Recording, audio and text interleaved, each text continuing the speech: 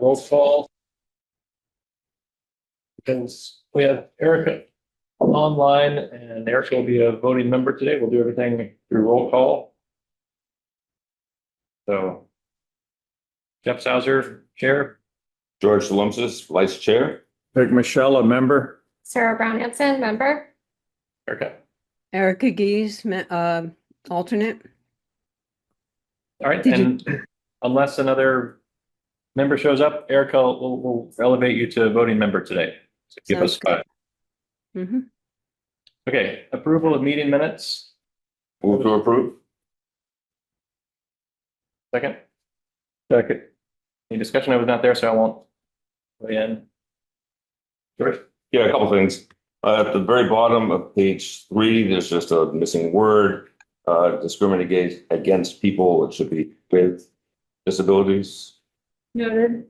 And then right after that, on the next page, duplicate saying Ryan Whitney voice concern. I think the second one probably should be the Stephanie Duco voice concern because Stephanie did it. I remembered this and then I checked after I saw the minutes. I was able to quickly check the recording and I saw that Stephanie had similarly voiced concern about the Dover Amendment issues. So I assume that was kind of what you meant. Yes.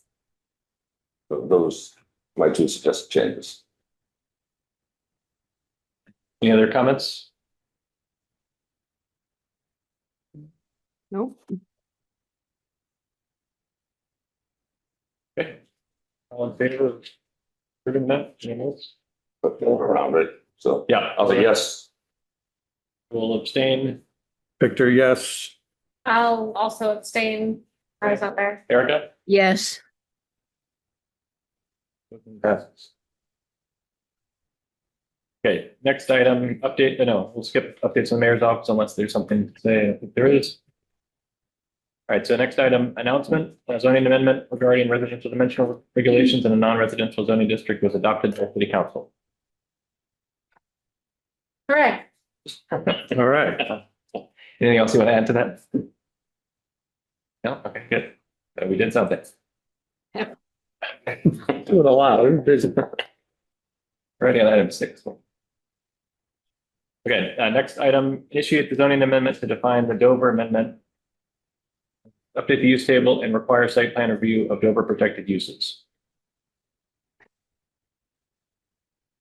Anyone, you want to give us a quick refresher? Anyone have any questions on this one? I have your memo here. Yeah, and I have a couple more copies of this. Anyone interested? I've got it. Okay.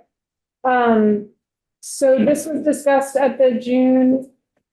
No, this is June. No, this is July. Okay, at the June meeting.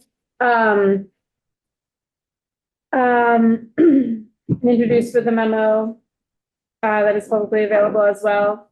Basically, this draft was in response to ZBA Chair David Singer coming to the May Planning Board meeting and voicing some suggestions about clarifying the Dover Amendment and the process for exercising Dover protections in Greenfield to just really clarify that both for staff, the public, and the boards.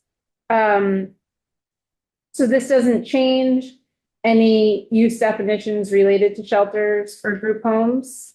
It's very much informed by the Springfield zoning code, which was used as a model that Chair Singer noted.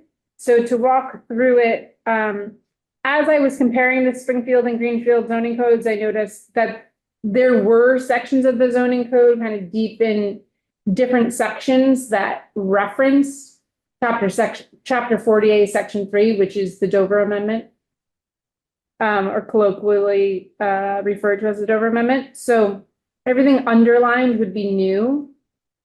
So on pages 3 through 9 is where the amendment actually starts. So a defined Dover Amendment, define exempt educational use, define non-exempt educational use. There is already a statutory exemption for educational uses. So what's on page 4 actually already exists in the zoning code. But I included it there for informational purposes. And then the table of uses would change. So currently, educational or religious uses are allowed. That's what Y means, yes, in all districts. We would change that to D. So that's not actually a substantive change, but refers to the Dover Amendment for kind of why, or perhaps one reason why it's allowed in all districts. Private schools not exempt would remain special permit.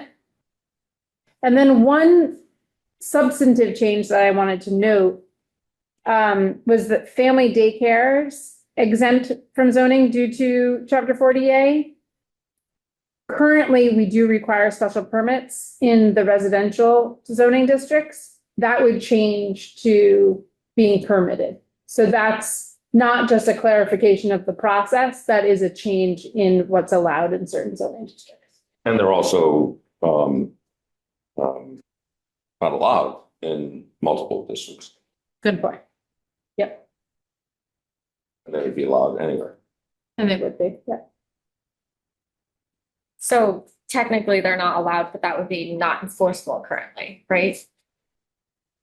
Currently not enforceable. Not enforceable. Would change it to allowing them. There would be no end. It wouldn't be a conflict between the Dover. and Yeah. Our ordinance. And Chair Singer is here with us, and you're welcome to come up here, folks, have questions, because you helped a lot with Great. fleshing this out, pointing us to some models. On what you were just talking about, Ella, in our code now, doesn't it have a general statement that everything exempt under 40 section 3 is allowed? So the daycare would have been under that. Now you're just bringing it out into the daylight, right? Right, so Not that's changing the code, you're just Page 4 bringing it out into the daylight. right. Yep, Just to make sure nobody misunderstood. right. Thanks. I know that's a good point. The only thing I can say, and thank you for giving me a chance to do it, is that based on the circumstances of a site plan review that took place a couple of years ago,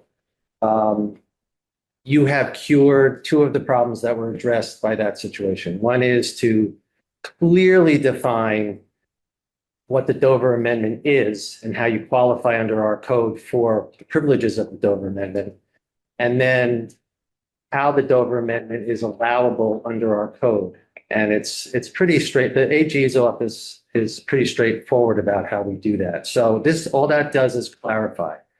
The second thing, which I don't think Ella has addressed yet or talked about yet, but there was some confusion about whether if there's a Dover Amendment applicant, you're able to do a site plan review.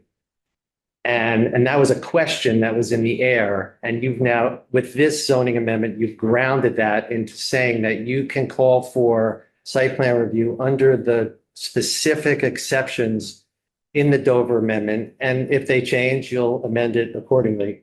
And with the test is that whatever you do, you have to be reasonable. It has to be a reasonable limitation. I mean, if you want to throw those, but that's the definition of it. So I think from where I sit, I think this is very well done, very well presented. It does present what I had offered to the planning board, and I leave it to you to decide what you want to do with it. But I have nothing about it except to commend it and to say this is exactly what I envisioned when I spoke. So anticipating the design guidelines conversation we'll have later, I'm looking at the review standards. And just remind me on the last page 9, where the Dover limits the things we can review by site plan, but the things it allows us to review aren't that different from the things we're already allowed to review in many ways, or at least categorically. With possible exception of architectural material, style, facade design, are those something we can add? Or can they just build a big box and it's not one of these 6 things, so we can't stop them? So from my experience, what you're doing here is you're mimicking the statute.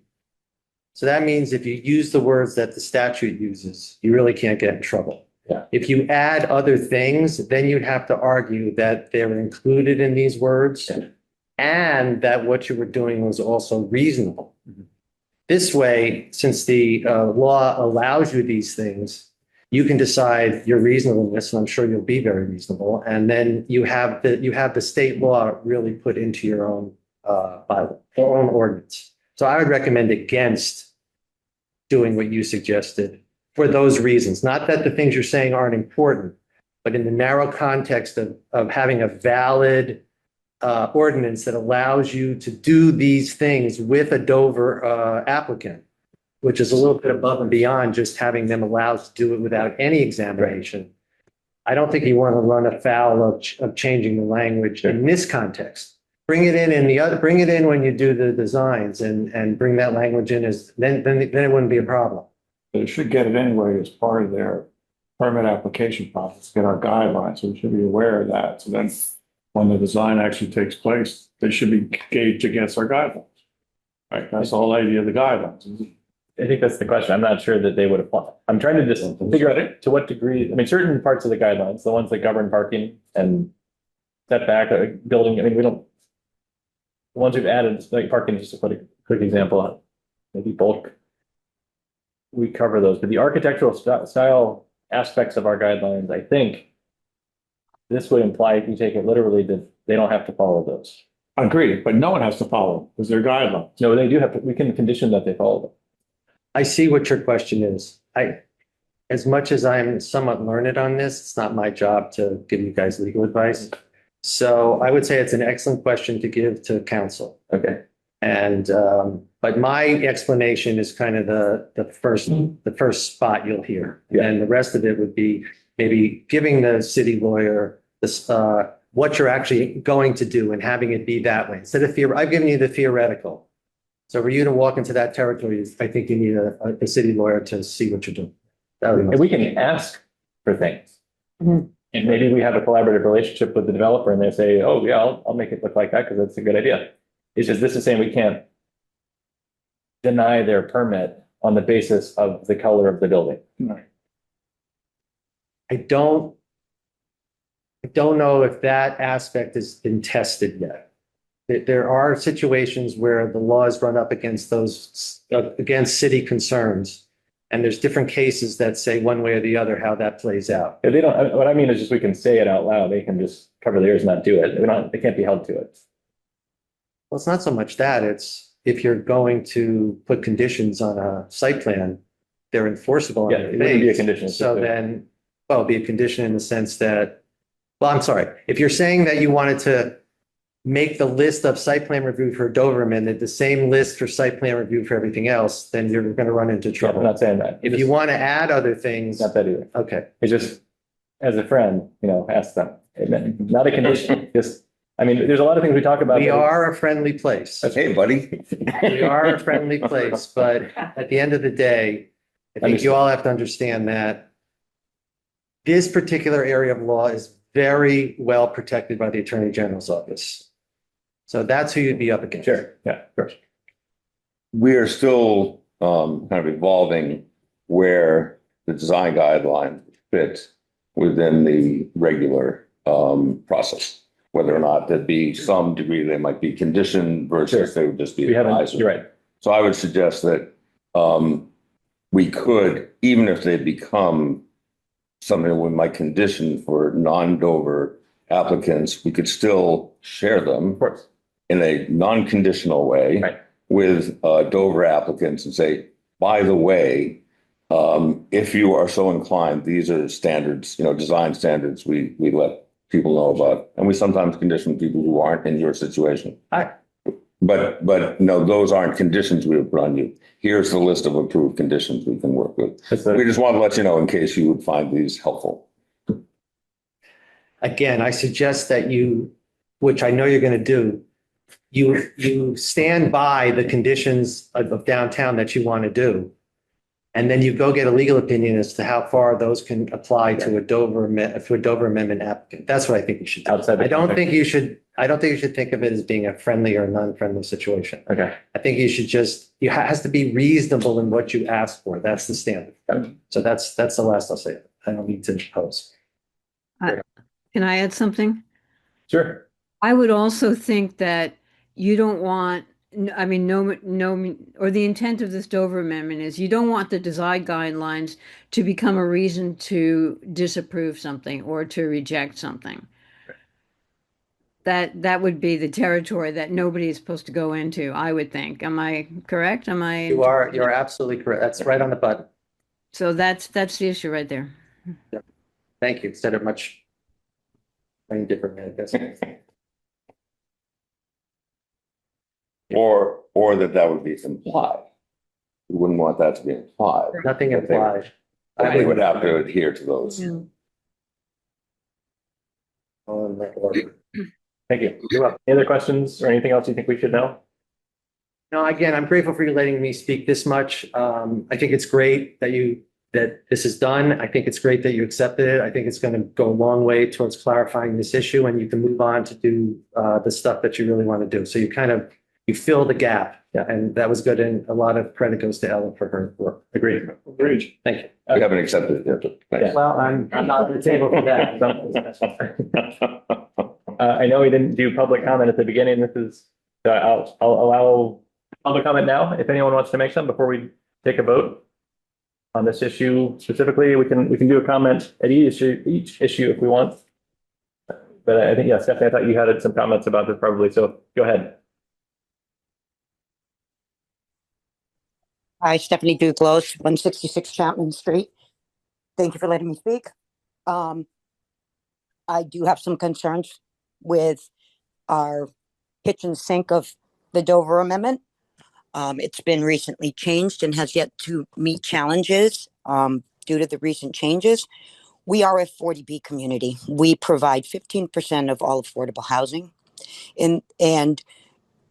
or 50, actually we provide even more, but we're only mandated for 10%. We're already imposing a significant financial burden on the properties by shifting the tax liabilities that a 5013C is required to pay. They don't pay the same amount.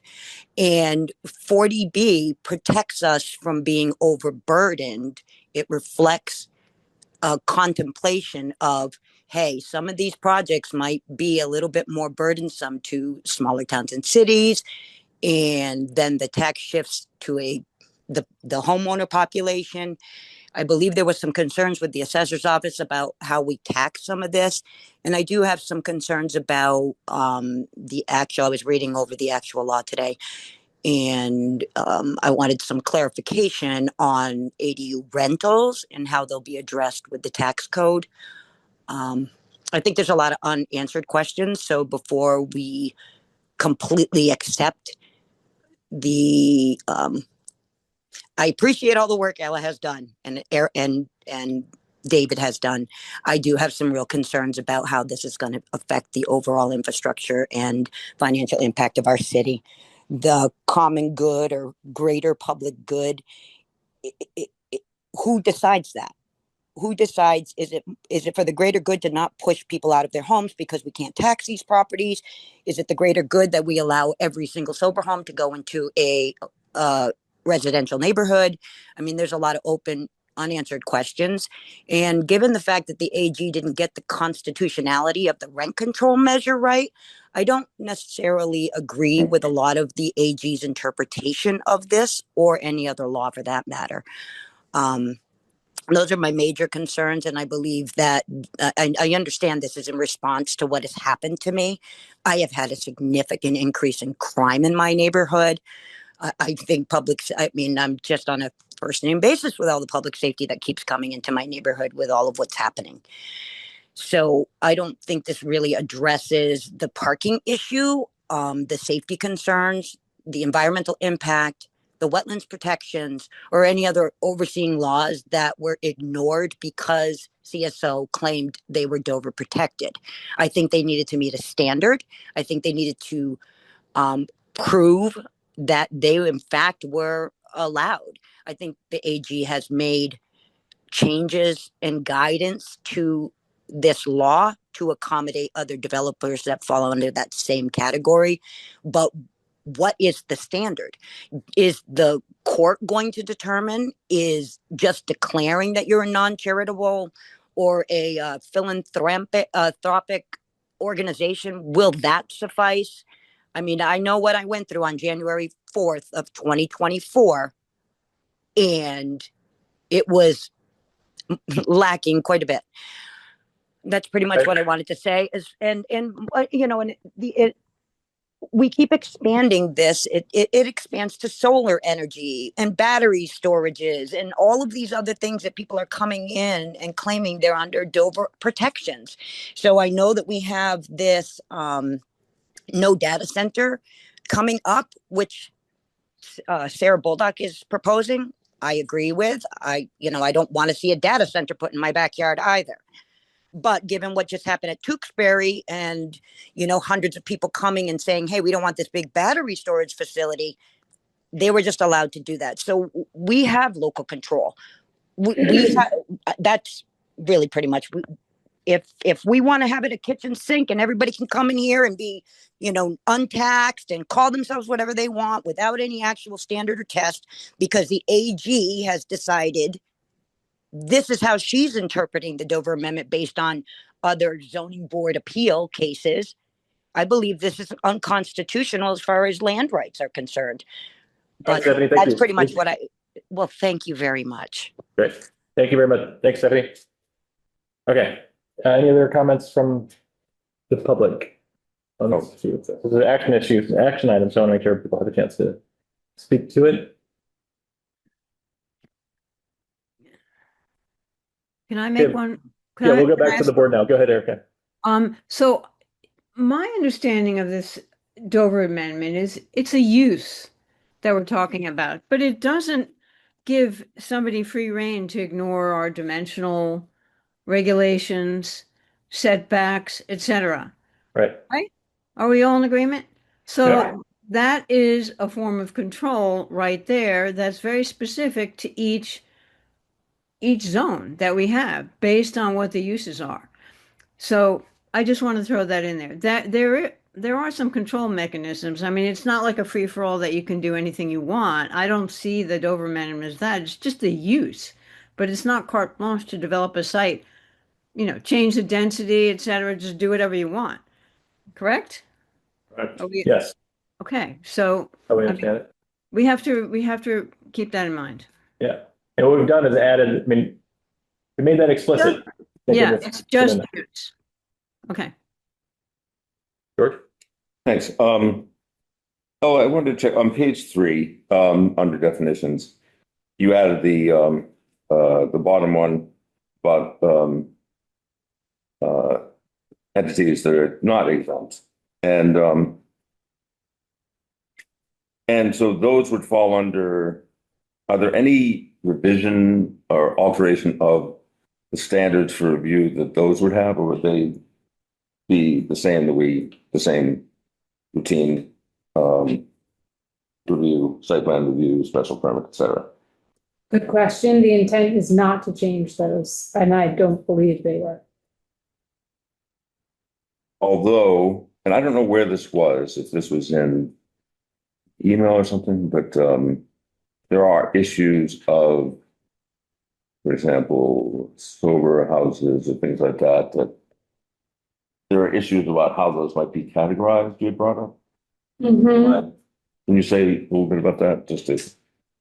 Yeah, so for-profit group homes, sober homes, shelters would not be protected by the Dover Amendment.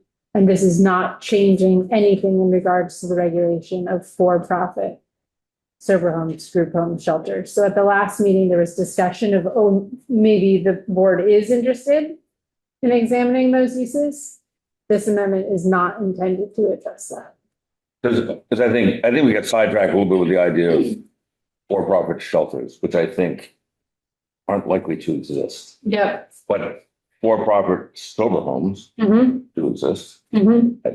Or for people who live in those such places, and for-profit group homes can exist. Mm-hmm. And But there's also, I think you made one comment about being considered a one family or something like that. It's what can be argued how they're categorized. And so.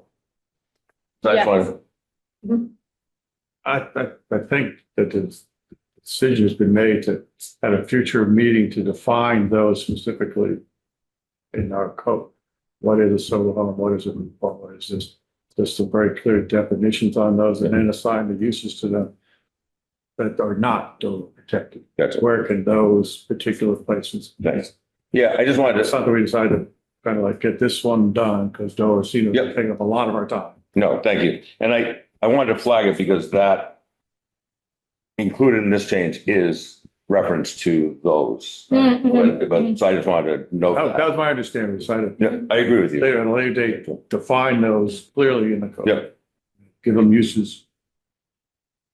But I just wanted to point out that change is included in this vote, so, and then to be referred to later for further Yeah. reflection. Okay, great, thank you. I think more broadly, there's other ambiguities. I mean, new uses come out all the time, in addition to longstanding uses like those. That's our job to add definitions to. So data center is an example of that. So I think that's a project we'll always be coming back to. Thanks. Anything else? And as I read this, we're just attempting to clarify Dover in our code and how Dover works within our code. We're not doing anything to address anything from an existing situation. And we're not even trying to stop anything in a future situation. We're just trying to define how we view Dover and how it applies to our. Correct? That's all this will do. So any future Dover project comes forward, we'll have to address as we would address any other project. But we're more educated as to what we Right. do have the right to ask for. That's.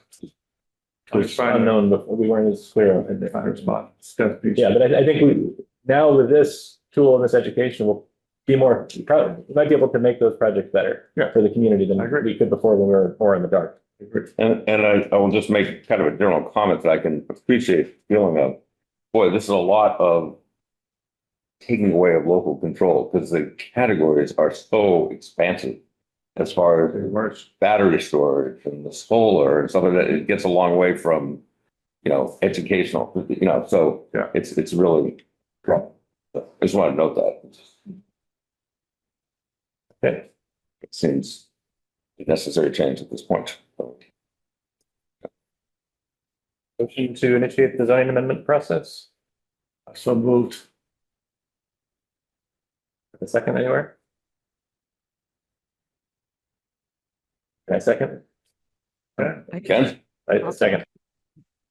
All right. Erica, were you seconding? Yeah, I was going to second. Okay, you can have it. Thanks. All right, any further discussion? Start with me again? Okay, yeah, let's just go around the, Yes. yes, Yes. Yes. Erica? Yes. Great, thank you. Thank you. Thanks, David. Thanks. Happy 250. Thank you. Yeah. All right. And now to discussion items. Do we want to skip ahead to anything? We can do it. Counselor Bullock, you want to?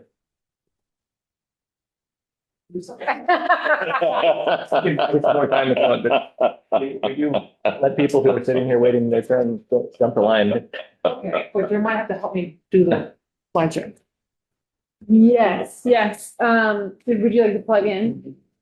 That seems like the easiest way. I think so, yeah. And I have some printouts for this one. I did not print out the amendment. Sorry. That's I okay. can go do that if anyone would like it. There is a printer right in the hallway. I have a copy. It was a long document, so I wouldn't be. I'd be really happy to do that if anyone wants it. Here's my memo.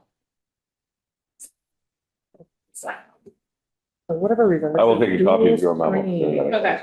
I didn't know that. Thank This you very is much. dual screen when you connect it like that, so. So, can you see? Erica, you're in the way. Sorry? No. Oh. That's what I heard. And then Victor shared some information on data centers as well. Oh, now did that get up to us? I might I not. can't send it to everybody, so. Yeah. I only sent it to one person, 2 people. Okay, no, but I didn't know if it got forwarded to us, I didn't. I might not. Right, it's in it. Ella, this is what you emailed us earlier, right? I emailed my memo. I didn't email Victor's. I can do that now. Could you? That would be great. Thanks. Yep. I mean, I got the other, the photos and I saw the other emails, but okay. Thank you. Okay, so I have 12 pages of notes, so I'm gonna try and be concise, but. Are you sharing this on? I don't know. Your screen? All right. Are you logged on to Zoom? Okay.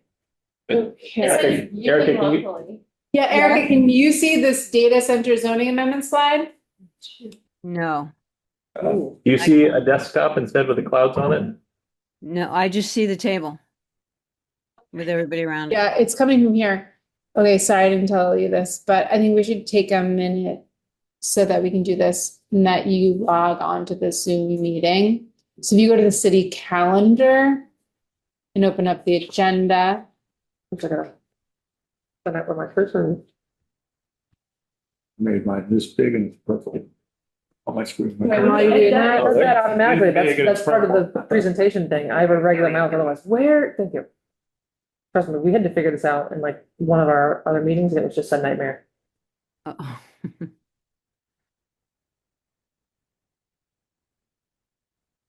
Anyway, yeah, thank you guys for having me on what I assume is fairly short notice, because I just like dropped this.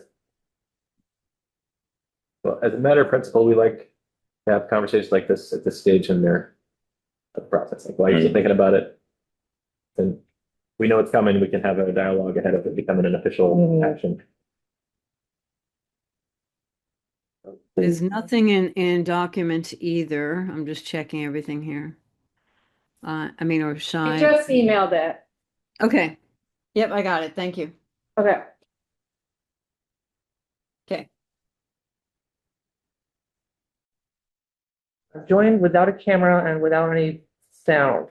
Okay, so then if you share your screen, or you can have ability to do that? Will the host do it or? It is. Yes, I think it's working.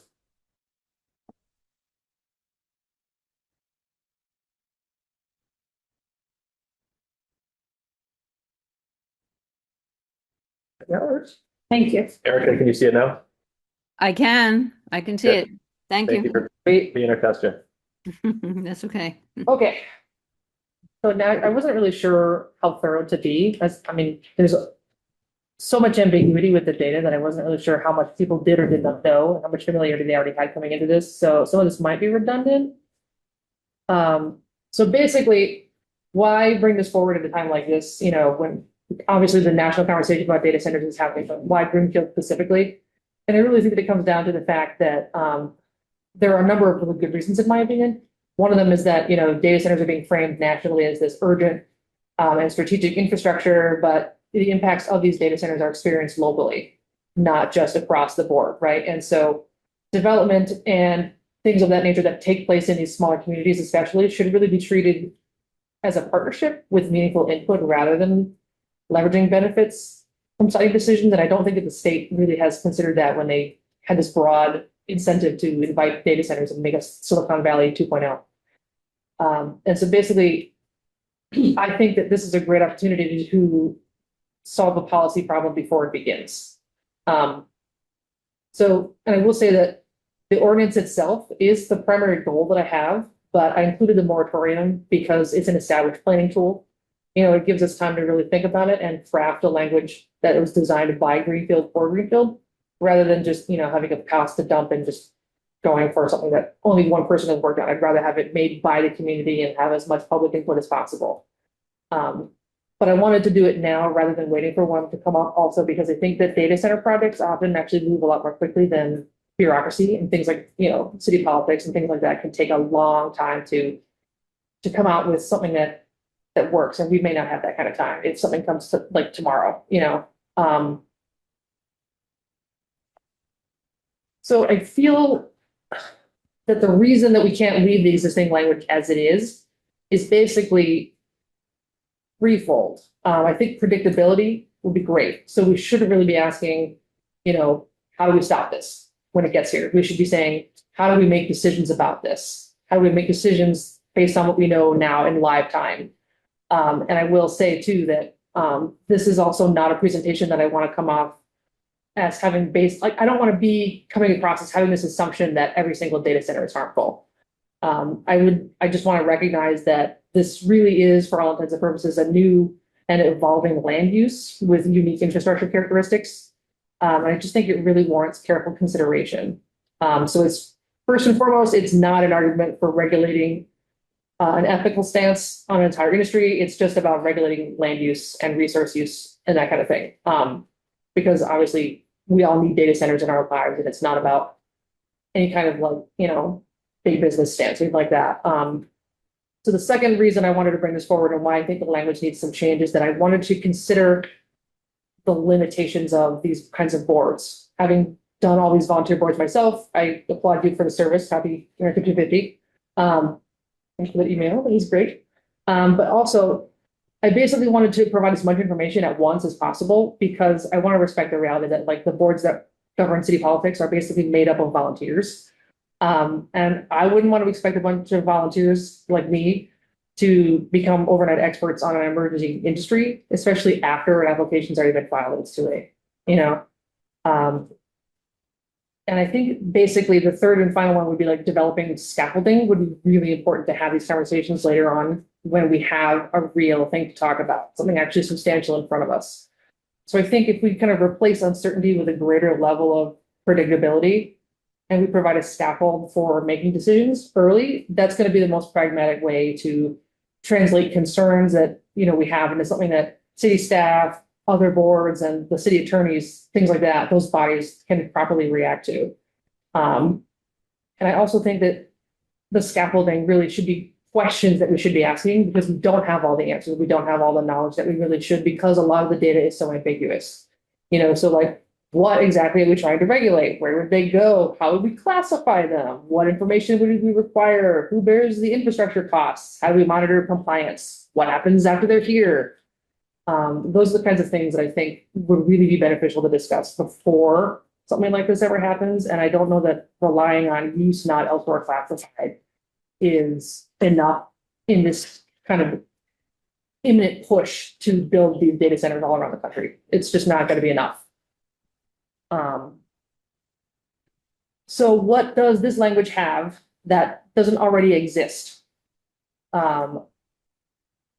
Special permits, new standards. You're moving on to the draft ordinance at this point? I'm going to go back and forth a little bit. Just kind of want to talk about what I'm bringing in and why this language matters. And then I'm going to talk about data centers themselves and then bring it back because I assume that people have read the language and we can talk about it. Absolutely.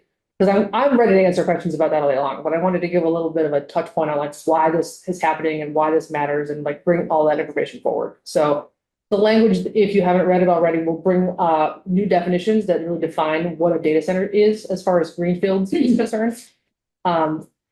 Zoning matching, where new data centers are appropriate for use and where they're not. Establishing review criteria, because I think that's going to be huge. Like a 2030 data center is going to be vastly different than a 2027 data center at the rate that the technology is accelerating. So really having an established regular review here, I think would be really important. And then also, I think the standardization is really important because if we have clear expectations for any applicants that might come down the road, or different boards and things like that, the structure that we have for data centers, because they are so new, is not something that's commonly found in legislative language yet. And so if we actually have that framework, anybody who gets replaced on any of these boards is going to have that framework to lean against when something new comes down the pipeline for them. So one of the major reasons for bringing this, other than the language itself needing to be kind of tidied up, is actually just because the data centers themselves they're not where they should be. It's essentially like, to me, it reminds me of like lead gasoline. Yes, it does good things, it powers your car, but it also has a huge environmental impact. So like, let's talk about a watt of power, right? And so a watt of power, I'm not gonna go into this, don't worry, I'm a historian, but I'm not that bad. The watt of power is named after James Watt, who invented the steam engine in the 1800s. A kilowatt is 1,000 watts. And a typical electric oven might use 3 kilowatts per hour. The average national household, so it includes all the 5 bedrooms, all the 1 bedrooms, all the studios. The national household average uses about 10,000 kilowatts per year. And a megawatt, that's for large scale power plants, things like nuclear coal gas, hydroelectric power plants. A typical nuclear power plant under normal operating conditions can generate up to 1,000 megawatts of electricity. And a single megawatt provides enough electric power to provide electricity to between 400 and 900 homes. Now, a gigawatt, that's one more step up. A gigawatt is 1 billion watts or 1,000 megawatts, however you want to look at that. But that's basically utility scale generation, like things like national grid scale capacity. And so basically comparing a gigawatt to a megawatt is like comparing a tractor trailer to one of those ocean cargo liners. And so these massive hyperscale data centers, like the ones being proposed in Westfield, are bordering on gigawatts of power. A power plant with a capacity of 1 gigawatt could power approximately 876,000 homes for 1 year. So that's a lot of power. I know a conventional data center draws on average as much electricity as 25,000 households, according to the International Energy Agency. And so many of the larger ones now being expected to be built, like the one in Westfield, are expected to consume up to 20 times that amount. Yeah, that's crazy. Where does all that power come from? That's a pretty slide. I worked hard on this. So where do these data centers actually get all this power that they're consuming? So as of 2024, natural gas actually supplied over 40% of electricity for data centers. But per the New York Times, 39% of the gas-powered capacity just being developed in the United States as of 2024 was designed to serve on site for these data centers being built.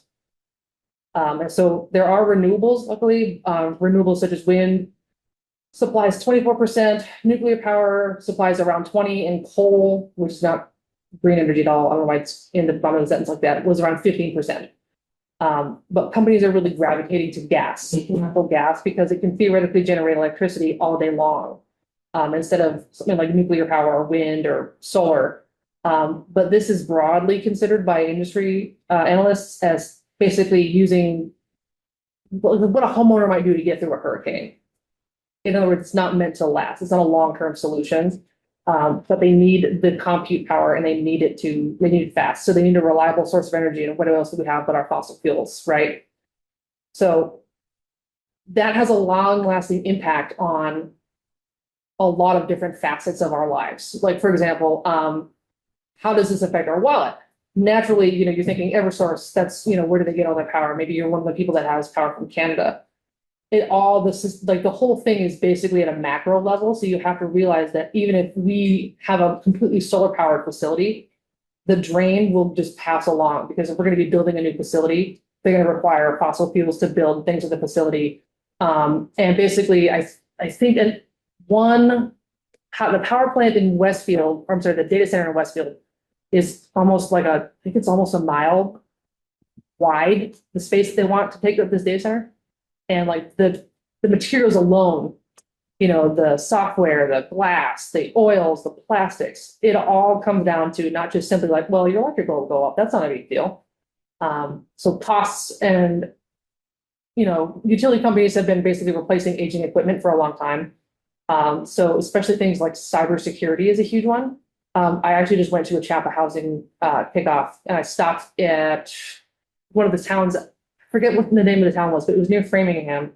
And that town had actually been hacked by the Chinese national government. Their water supply had been hacked.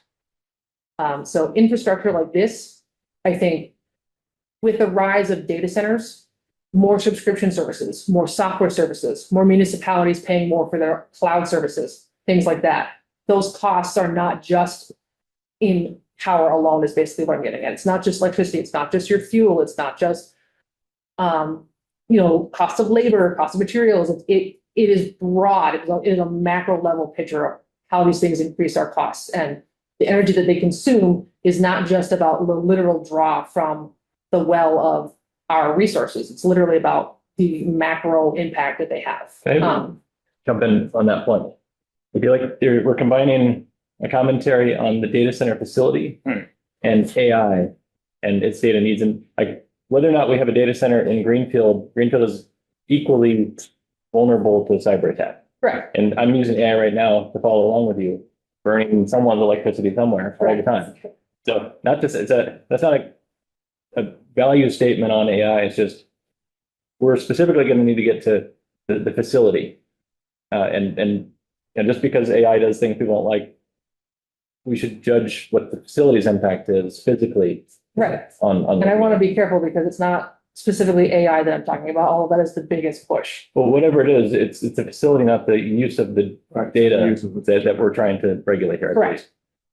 We can't outlaw certain uses of AI or technology. Absolutely not. Yeah. So That's just, what I'm saying. I think the rhetoric is jumping up and down. You're entitled to share your opinion about these things. I just want to make sure I'm tracking what's going to land in the zoning code. I haven't, I have like a whole presentation, so let me You cook. can keep going. I just Let me cook. wanted to point out where I was getting confused. Keep going. No, let me cook. Sure. Okay, so let's say that we have a data center built in Greenfield. Let's talk about the environmental impacts of that. Because these are things that I think we can and should regulate as well. Okay. So things like, there's actually one of the largest data center hubs in the country is in Virginia. And so Harvard Public Health actually studied a Virginia data center that's fully licensed and fully operating legally under their environmental codes. And this facility, their permitted emissions are estimated to result in between $53 and $99 million per year in health-related damages to the surrounding communities. So it's actually driven primarily by an estimated 3.4 to 6.5 additional premature deaths per year, including increased hospital admissions, asthma-related outcomes, and lost productivity. Basically, this is a huge. What are their why. emissions? If I may ask, what are their emissions? Nitrous oxide is a huge one From what? from diesel and gas powered. But that wouldn't be run unless the generators are running in an emergency situation. If it's getting power from the grid, none of those are running. So I don't know where that information came from. It's emergency generators through the all time. Every hospital in this country has emergency generators. So we're polluting just as much. So if it's running on the grid, there's no emissions whatsoever. Zero. It depends on where you're getting your power from. Doesn't matter. For us in Greenfield, if it's on the grid, there's no emissions that affect Greenfield. It depends. We should put our nuclear power plants. Anyway. So, and then Make it a perfect example. Congress.gov, there are no legally binding energy standards that apply explicitly to data centers as well. Are there energy standards that apply to other businesses? Other sectors, yes, Okay. but not for data centers. All right. There's no, No emissions. This is literally from Congress.gov. I pulled it right off of Congress.gov. I saw that you were, I won't jump. Good. Go ahead, keep going. Sorry. Let's jump ahead here to blank. No, I'm expecting questions. So one of the reasons I had concerns about hydropower in particular is because of that sale, the proposed sale of First Light. And the fact that the hydropower generator would be a really great opportunity for a power plant or for a data center in particular to come in with clean energy, was considered clean energy for the state, because the state is now pushing for regulations that say you have to have 100% clean energy if you're going to have a data center here. And so the thing about that is that about 60% of a data center's power actually goes to the data handling, like the actual job of handling, crunching the numbers and like doing the data processing. The other 40% goes to cooling service towers. So a mid-sized facility can use up to 300,000 gallons of water per day, which would be a 20% spike in the daily use of the city. just by itself. And so the water isn't just used for cooling. Well, no, it mostly is just used for cooling. I misspoke. I'm reading and I haven't had water in like 3 hours.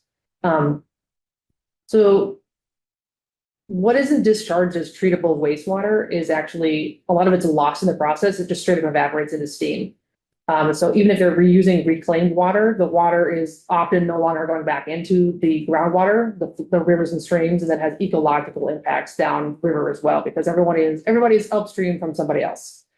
So evaporative cooling also leaves behind high concentrations of salts and other contaminants, creating water quality issues for what water does go back into the system. So again, it's a systemic issue. So data center uses the water used in data centers actually peaks during the hottest, driest times of the year when the utility can least accommodate the demand. So it would also put customers using the hydropower facility generation in direct competition with the data center for power. And that includes businesses and homes in Greenfield as well. And then like land use. Developers are increasingly seeking large parcels for multi-building campuses like the one in Westfield, about 1.6 square miles. Short of a flood of new clean power, most data centers are adding copious amounts of greenhouse gases to our collective emissions, and they compete with housing. So developers can justify significantly higher land prices because they have the money. So protecting our farmland, I think, is really important for a rural community like Greenfield. Like our farmlands, they're generational assets for farm families. And once you give it up to industrial use, it's rarely returned to production. And so speculative value tied to future development potential is actually increasing costs and pushing people out of their homes even before anything has been built. So that said as well, things like land use, a data center is basically just a big parking lot with a building inside of it. And so you have increased stormwater runoff and with chemical going into the waterways and things like that. The data center requirements basically put them in direct competition with residential development. Developers, like I said, can justify significantly higher prices because data centers typically require hundreds of continuous acres of land to deploy at scale. So they're pushing people out of developable land. Residential developers work with smaller parcels phased over time with returns tied to absorption rates and consumer affordability. Data center developers can pay premiums over traditional land values supported by long-term leases and infrastructure-like returns. Home builders are constrained by what end buyers can afford, limiting the process. And so basically, you have this choice about what opportunity costs you want to basically have prioritized. And so this actually has like several downstream effects, including rising land costs, because data centers are now increasing the home and land values. They're setting a benchmark for what is and is not affordable for new residents that want to come into the city. So they're constraining the housing supply. Fewer developable sites translate into fewer homes, especially in high demand corridors. Geographic shifts, builders may be pushed further out, increasing commute times, straining infrastructure, or forced into higher density projects that may not align with local needs and local demands. And then infrastructure competition, they're also kind of pushing strains on our already limited resources as it is. So you really can't even afford to build new homes and things like that after they've come in because you simply don't have the ability to do that. You're saying an awful lot of things that really, there's no backing on this at all. You're saying that they're going to take all of our farmland. Our farmland is already zoned for either commercial or farmland, or it's protected. So they're not going to take all the farmland. I asked Ella earlier about the industrial parks. I'm thinking the only place we could put it is in the industrial park. And according to her, there's really no land in the industrial park to even build a data center. Victor, respectfully, let me finish. I'm trying to, but I'd like to hear the ordinance. I don't want to hear the rhetoric and political speech on why you don't like data centers. Respectfully, this is not a political speech. This is fact-based, and I would like to finish. I can literally give you all resources. All right. So, housing prices, which is a real and tangible thing that affects the citizens of Greenfield.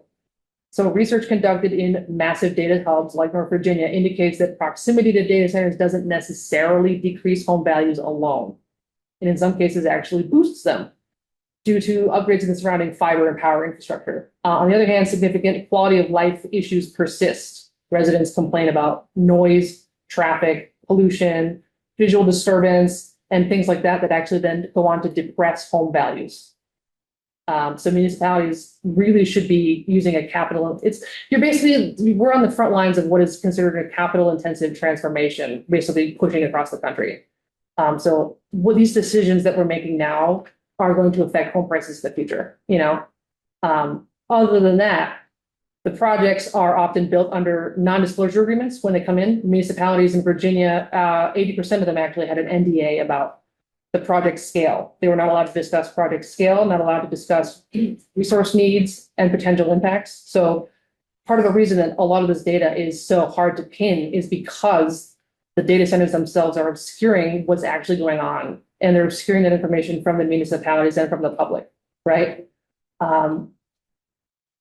For the Center for Disease Control's Environmental Justice Index as well, Greenfield is in environmental justice zones as well. So consider inequality, right? So we actually have data centers being built overwhelmingly in longstanding environmental and economically challenged zones, right? So Greenfield, we're a poor town in a poor county with a hydropower facility right here.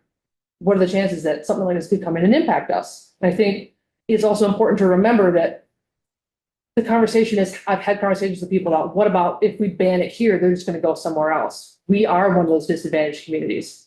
You know, we are one of those places where we could have this myth of like this economic boom for the city, but we actually will be facing more impacts down the line. And like, let's, you know, strictly speaking about the city's economy, a data center can actually represent enormous value, but it's not all taxed as property. So I actually spoke to the city's assessor. A data center is basically just a large warehouse. And all of the material and all the assets inside depreciate in value almost immediately. So the tax base would be minimal at best. And as far as the myth that they're going to fund our infrastructure, the thing is that what do infrastructure upgrades even look like? So on Tuesday, for example, the state began hearing a proposal by one of the senators, I forget what his name was, that required any future data center developers above 20 megawatts to incur the full cost of energy supply and infrastructure themselves without passing expenses on to consumers, which sounds great. But the legislation obviously will take years to go through. And in the meantime, like, again, what does the infrastructure upgrade look like? Because everyone wants to have a data center come in and, oh, maybe we can upgrade our fiber. Maybe we can upgrade the transmission lines. So you might be getting a new substation at the facility for the facility. You might get new transmission lines, but Eversource has been replacing those lines for a long time. The distribution upgrades on the local grid will have to be shared by multiple municipalities. And so really, it's not like a greenfield centered thing where the infrastructure upgrades are going to be coming in and we're going to be benefiting. We really have to balance private returns and public returns for that. And it's like, so who bears the burden is actually, it depends on the market, but I certainly don't think we're going to be the primary benefit economically. You know, and so the city might receive, like I said, a small boost to tax revenue, maybe some temporary employment, maybe some infrastructure improvements, but we would also be bearing the land use opportunity costs, the environmental impacts, the emergency planning responsibility, and whatever externalities aren't priced into the project. And this is what I would consider borderline political for this. I also just don't think that this is a decision that we should make because we would be burdening our neighbors with higher costs as well. You know, a data center in Greenfield isn't just a data center in Greenfield. It's a data center in our area where all of our communities are using the same resources collectively. We're already competing for scraps amongst each other, right? So the overall costs will be dispersed more regionally, including to areas that won't see any of this fancy tax revenue that we are proposed to be getting from one of these data centers, right? And then more specifically to go back to the tax questions. Yes, so there are distinctions between land, building fixtures, servers, and networking equipment and other personal property. Total investment does not equal total taxable asset value. Let's say that we had a small data center that was worth $10 million. That would only generate what, like $650,000, which is like 1% of our whole budget. But the impact, I think, alone would be huge. And so bringing it down back into what's actually the legislative piece of it, part of the reason I proposed two pieces of language is because then if we have a moratorium in place, it gives us time to modify the proposed language, which basically I would want you guys to run with and have as a playground. You know, I want this to be crafted by Greenfield for Greenfield, and if all we do is pass a moratorium, it gives us time to develop that process. Basically have these considerations broadly speaking about what we want as a community and whether or not we want to have this conversation with, you know, different experts and things like that. Basically, I wasn't sure how familiar people were with the idea, so this presentation was largely my why. So, and I forgot to take out, I made this on Canva, so that's a little curve. Don't look at that, it's ugly. Anyway, like I said, that was a lot of information, so I am prepared to ask or be asked questions about the legislation as well. So, not that I just fried everybody's brains. Sorry. Thank you. Thanks. Regarding the moratorium, I had just heard recently, before I even knew this was on our agenda, there was another town or two who had passed moratorium, but it was denied by the Attorney General. It was accepted by the Attorney General. They just Oh. repealed it. They just Oh. really overturned it. They overturned the denial. I think it was. What town? Shrewsbury. Oh, okay, okay. Shrewsbury, and then Westfield also now has a moratorium on that proposed data center, thank God. They're doing theirs for, I believe, 12 months. So they had one in Westfield that was actually proposed? Yes. And It was considered hyperscale, right, which is this massive, like, gigawatt level facility. yeah, And so, yeah, Shrewsbury also had a proposal for one, I believe, and then they proposed a moratorium to give them time to really consider what it would look like for the municipality. And so I usually think of moratoriums as proactive rather than reactive to a proposal.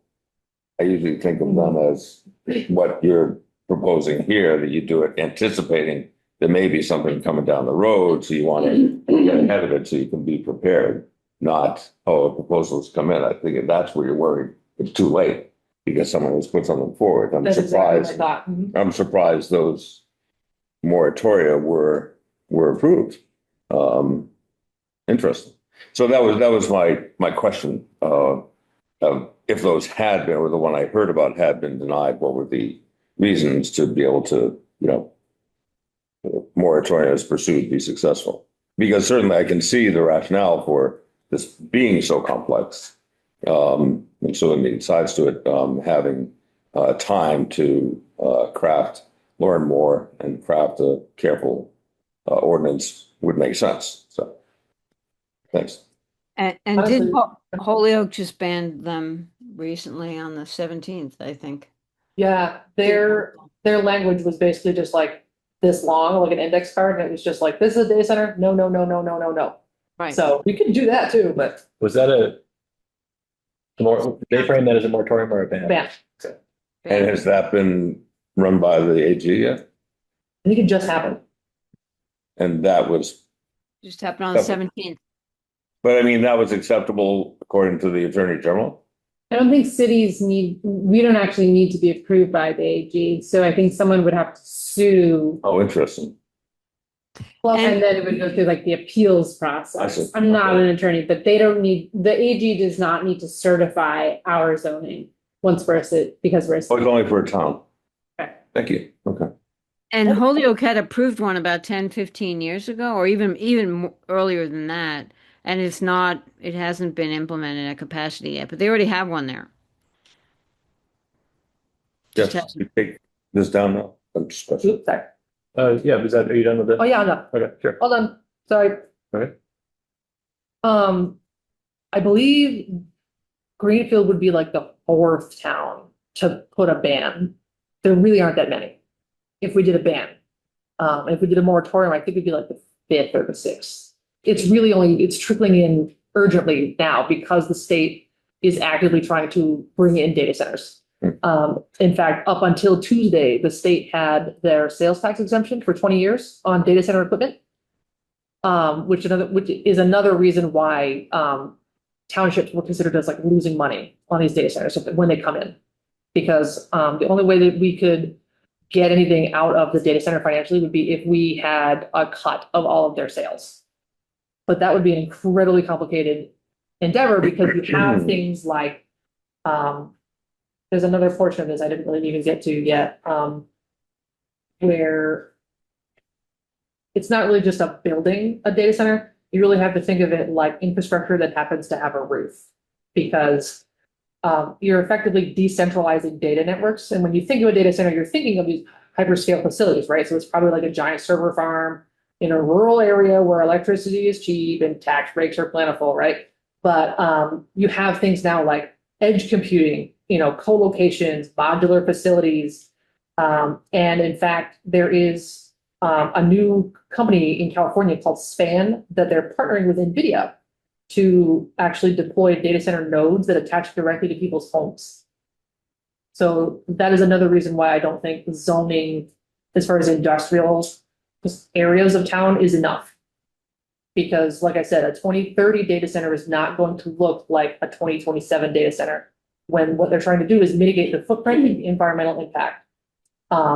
And for whoever's listening, so they're basically cabinet-sized units that are installed on the sides of homes and small businesses. And they charge a flat monthly fee, and in return, they essentially pay for your host's internet bills. But the computer power generated by those nodes is distributed to full-size data centers, and effectively kind of like it outsources an aggregate packet of data that they use, and then they feed it into a larger center for processing. So we could have like an Amazon warehouse style looking data center, but honestly, it really could be built directly into any building in Greenfield or on any residential home in Greenfield. So as far as our homes and our existing buildings as well, it was calculated that only about 30 or 40% of homes are actually suitable for mini data centers due to integration constraints, right? And so only 2 to 3% of homes could realistically even be heated through alternative energy harnessing technologies. Like one of the proposals was that the heat generated by these data nodes could provide hot water for these homes, and that would be like a give and take. But most of the homes, and this is from California, who I assume they have a lot newer homes in many ways than we do here in the Northeast, their homes are not considered reliable for that kind of technology. And so I can't imagine what homes like ours would do.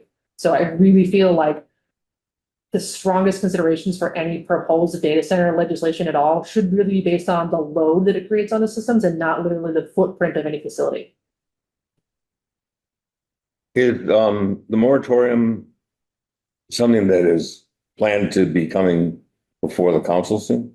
Not without you guys. Not without us, because that isn't something that we would be necessarily, that's a council decision. That's not something the planning board could potentially, I guess, support the idea of a moratorium, but that's not something, it's not like an ordinance that we would initiate it somewhere. Unless it's done in the form of a zoning amendment. Is that what? The one that I have is a proposed zoning amendment. It's effectively a moratorium, but it's changing the zoning to prohibit something. Correct. And then we'll. Basically what I wanted to do is not take a sledgehammer to the problem and have as many eyes on it and have as many conversations as needed. Right.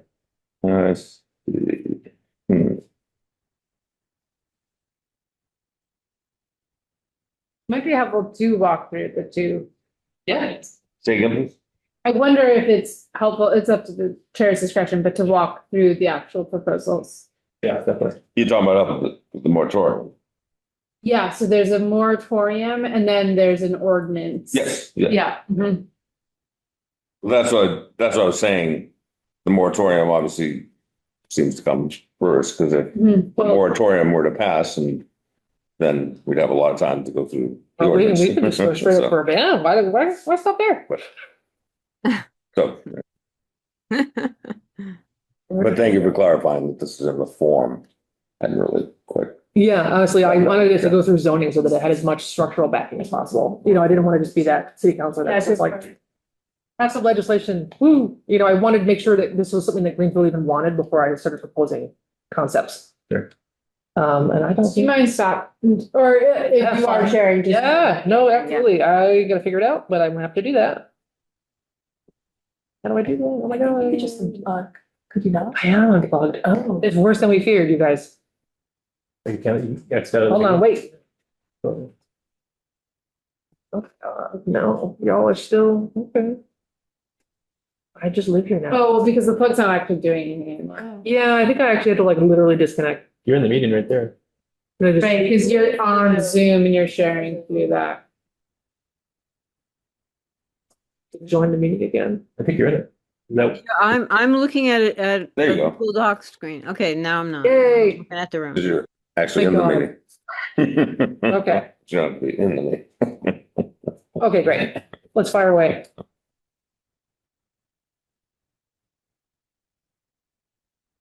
You know, I will say all of this language was designed to be a sandbox, you know, because I figured I'm not a zoning expert, I'm not a planning expert. You know, I'm basically here to bring the why and provide some structure that I thought would be beneficial as basically a starting point. You haven't share my memo. yeah, well, should we go through the proposed language and then maybe, did you remember? Yeah, I don't have it on this here. I don't think it's on my Google Drive. Okay, Sorry. yeah, no problem. Okay. Yeah, I really left it at work, which is such an odd thing.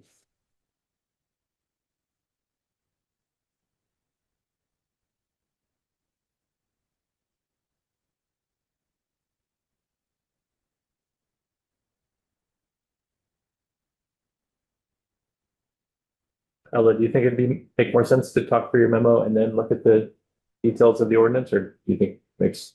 I think it makes sense to go through the ordinance. The ordinance for the moratorium? Is that- Yes, there's Okay. two in that one document. Yes, understood.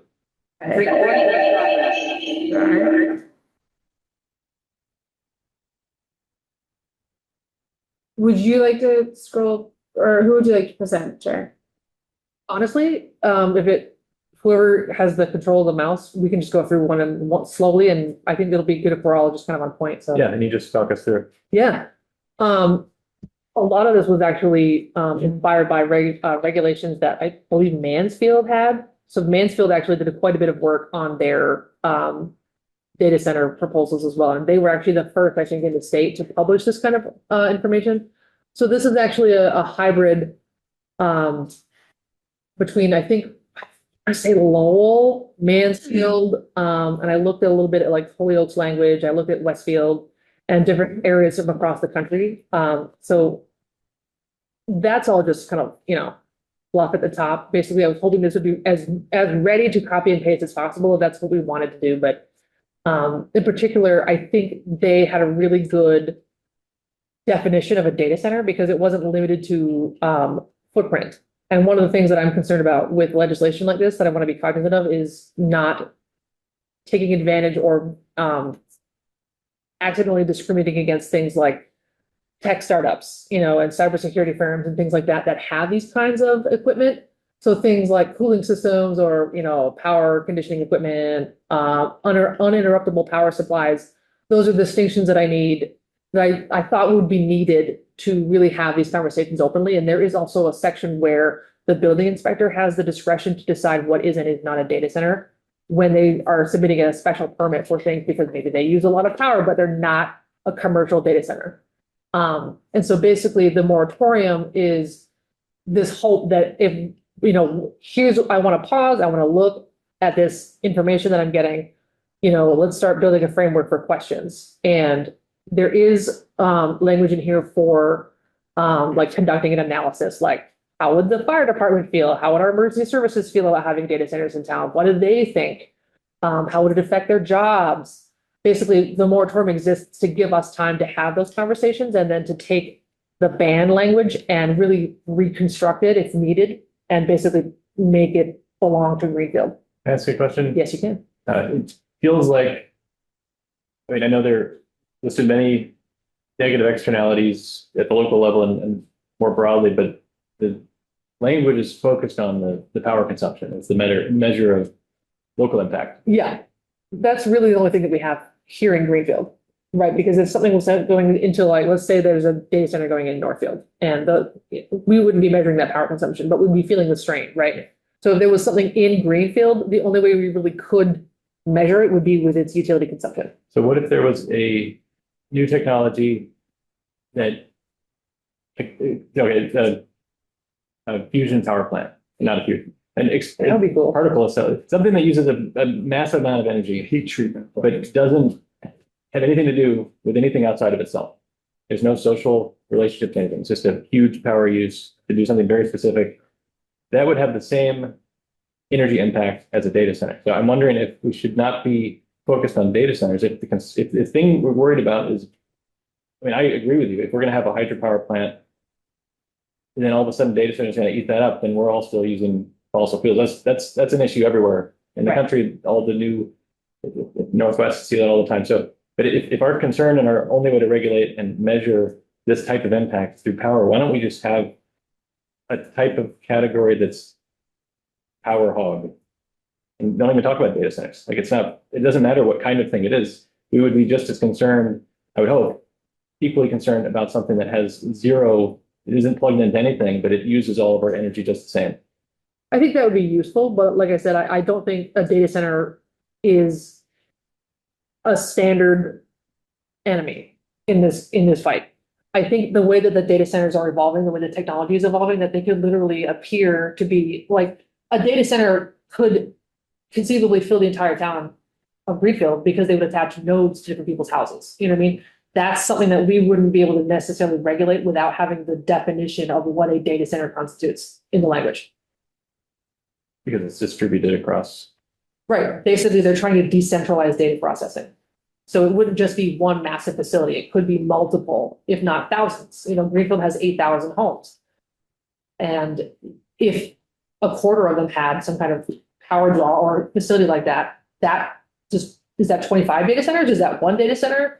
You know? In my opinion, that is a problem that we can solve if it manifests, because you'd have to make a deal with every single property owner in the entire city independently. I mean, solar is having a hard enough time getting on all the roofs. It's taking years, because that's an independent deal with every facility too. So I guess that feels like an edge case that I think is on, I don't know enough about it to say whether or not it's likely, but that feels like something that would roll out slow enough that we could intervene if it starts to be a problem.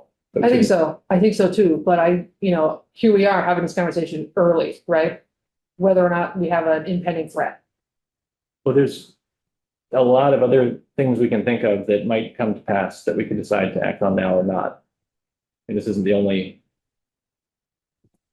I'm just specifically talking about the distributed data center idea. Right. Like there's we could talk about all sorts of other things too, probably, that could happen someday. And it's true that it'd be better to get ahead of it, but we also have to do other things with our time. So I'm trying to think, is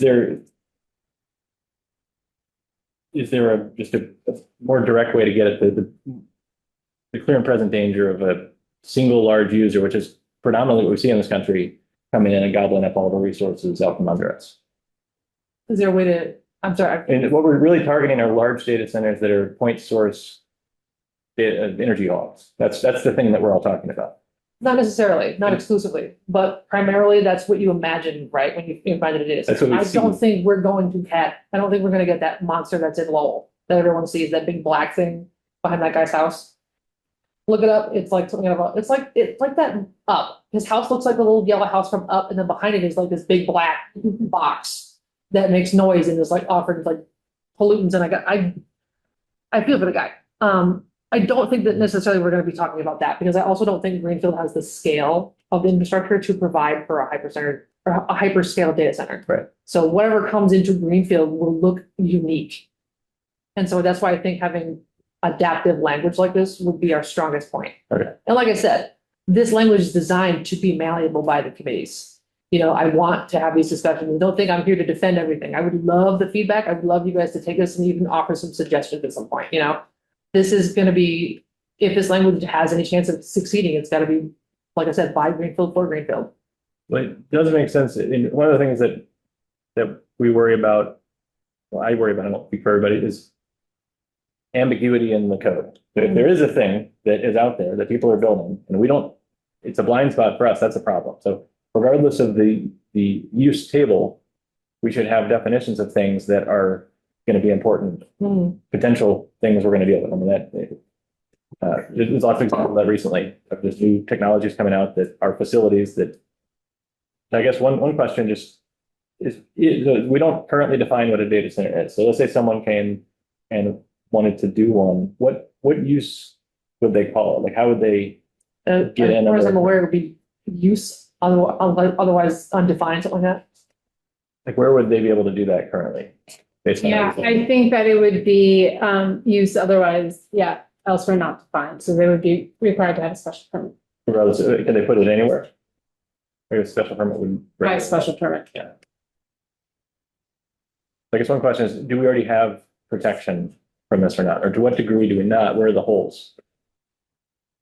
Well, that language alone is enough to be ambiguous to me, like without specificity, I think.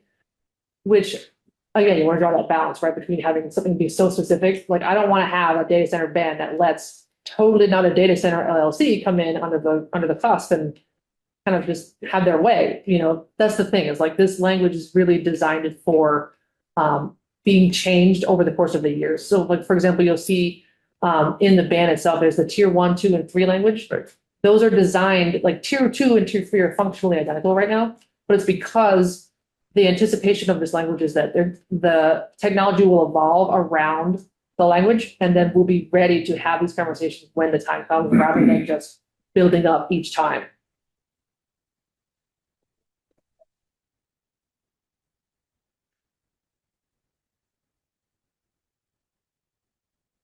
Ella, speaking to your memo you sent us, I was trying to get a sense of if you had the impression that the current language, you indicated what would happen if someone came in right now, and that it would go to the ZBA under that use not elsewhere classified as a special permit, and would have all the standards that process involves. Did you have an opinion of how that would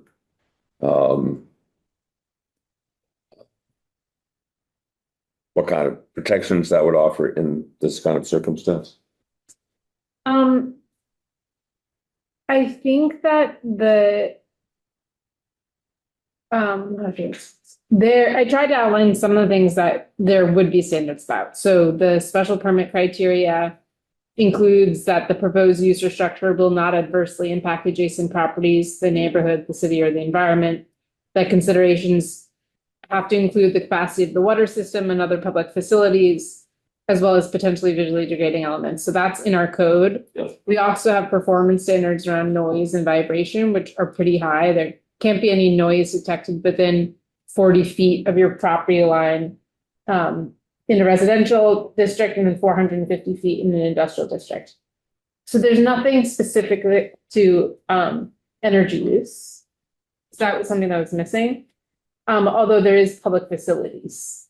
So I think it's always better when you have a use, like for instance, marijuana, that has these particular impacts or infrastructural needs, to think about that and spell it out in the special regulations of the zoning code. But if something walked in the door tomorrow, they would require a special permit. They would have to prove that they have no adverse impact to adjacent properties. And then it becomes a legal fight, I guess. But Right. I felt pretty good about the standards that we have for special permits. Including, we're talking about the electric usage, but also what was highlighted and what we've heard a lot about, I think all of us have heard, is the water usage and the water impact. And so that would be something that would be under scrutiny through that process. It would be under scrutiny. And I mean, it's so hard to talk about these things. Data center, it's so different than anything we've experienced. And so it does get riskier because their lawyers are much better prepared than I am to make the case that they don't have an adverse impact. And I do think that's like how it would play out. Yeah. But we do have some standards that can be enforceable to an unknown use. And we should talk through the special permit process and just what's involved. Mhm. So, if data center wants to build on whatever lot there is available in the industrial park, for example, because it's not a defined use, a data center is not defined, so they would have to present the special permit application to you. Mhm. With the fee. Mhm. And then there's a contacting the abutters process. I don't know the details of how that works, but every property owner within 300 feet of the parcel gets a mailed notice 2 weeks before the public hearing. Okay, to notify them of the public hearing for the special permit. Mhm. And then there's a public hearing. And it's also in the recorder. Okay, twice. yeah, it's advertised. Yeah. And then you said the ZBA needs to find that the proposed use or structure will not adversely impact adjacent properties, et cetera. And then there's an appeal process. If they were to be granted the special permit. Yep, or if they were not to be granted the special. Okay, yeah. I don't know of any special permit that has not been granted in Greenfield. I would really like to hear from Chair Singer and the ZBA in that experience, but yeah. Well, my recollection, oh no, this is for major development review. I remember when that had come up, Eric had always pointed out that when people were concerned about the daunting impact of the MDR process, that one had never been denied that went through the MDR process, not so. So that's important to know, just because we have this process. But that's Yeah. not for special permit. Yeah, that's a good point. necessarily, But Yeah. That's also why I brought up things that weren't necessarily directly related to Greenfield, but I mean, consider like, even if we didn't put one in the industrial park, if one of them went into like, say, the bank down here, like if we wanted to remodel it and start building something like that, they would be using those kinds of resources and wouldn't necessarily require the same kind of permitting process. You know, it's not necessarily literally about zoning and it's about like a planning policy from the top down. Because you could have a bunch of servers in any room. You could make a data center in this room if you wanted to. But then you'd be using the pre-installed infrastructure, which would be the direct water lines that already exist. And obviously a lot of things in town, we have issues with sinkholes and things like that. And the DPW has been head over heels with all these issues that crop up from time to time, but those are the kinds of things, like, I don't think it's literally an issue about where a data center will go, because they're gonna find a way if they want to. There are lots of buildings that they could reuse. There's lots of spaces that could be repurposed. And a data center could be as small as a single room. I don't think it's enough to have a footprint established. It's really about the amount of resources that they use. And that definition of a data center is critical when you're thinking about how to regulate them. and you were just you were mentioning you wanted to make sure they wouldn't be inadvertently applied to something like the town's service or something like that. Right, that is one recommendation I have, that if the moratorium Right, language is right. pursued, I like the definition, but I think that I'd want to make sure that IT equipment that's accessory to other uses, like there are rooms of servers. Right. And those should be allowed. Right, and so the language, we can modify the moratorium, certainly, I didn't even really think about that, but in the ban, that's why I included the administrative discretion of people like the building inspector, who can go in and say, this is not a data center for this reason. It helps to have language because then if the Commissioner Snow gets an appeal, it's much easier for him and his liability. That's what we need to point to that, Right. yeah. So that's what says a facility or portion thereof. That's the portion thereof we're talking about. Yeah, because it doesn't have to be a whole building, it could be a room in a building for rent. To Della's point, any server rack would have to prove it's not a commercial data center. If it exceeds a certain usage of power. Okay. Well, but the usage is not in the moratorium. So my concern was the definition in the I could moratorium. definitely go back and redo that based on the concerns. Because honestly, this is my first time writing stuff like this, so I'm glad for the feedback. I think the power consumption as a measure seems pretty effective. I would imagine the threshold we'll come up with, if we were to go that route, is vastly higher than any reasonable use that, like GSET maybe has I don't know, do they have servers? Do they have servers? I'm not an interesting example. I have no idea. They probably have a couple, they're just as decentralized as anybody else, probably, but GCC's got a server. Sure it uses somewhere around 50,000 kilowatts a year, if not more. So, I'm not sure why we're dealing with this, but Well, that's why the lowest threshold for the data center in the ban was 2 megawatts. Or 2 megawatts, I believe. Whatever one is above a kilowatt, I forgot. That's not even as much energy as the Franklin County hospitals. The hospital's not a data center, I know, but you're talking about energy usage. right, which is why exactly that I don't think So, energy so usage again, is enough.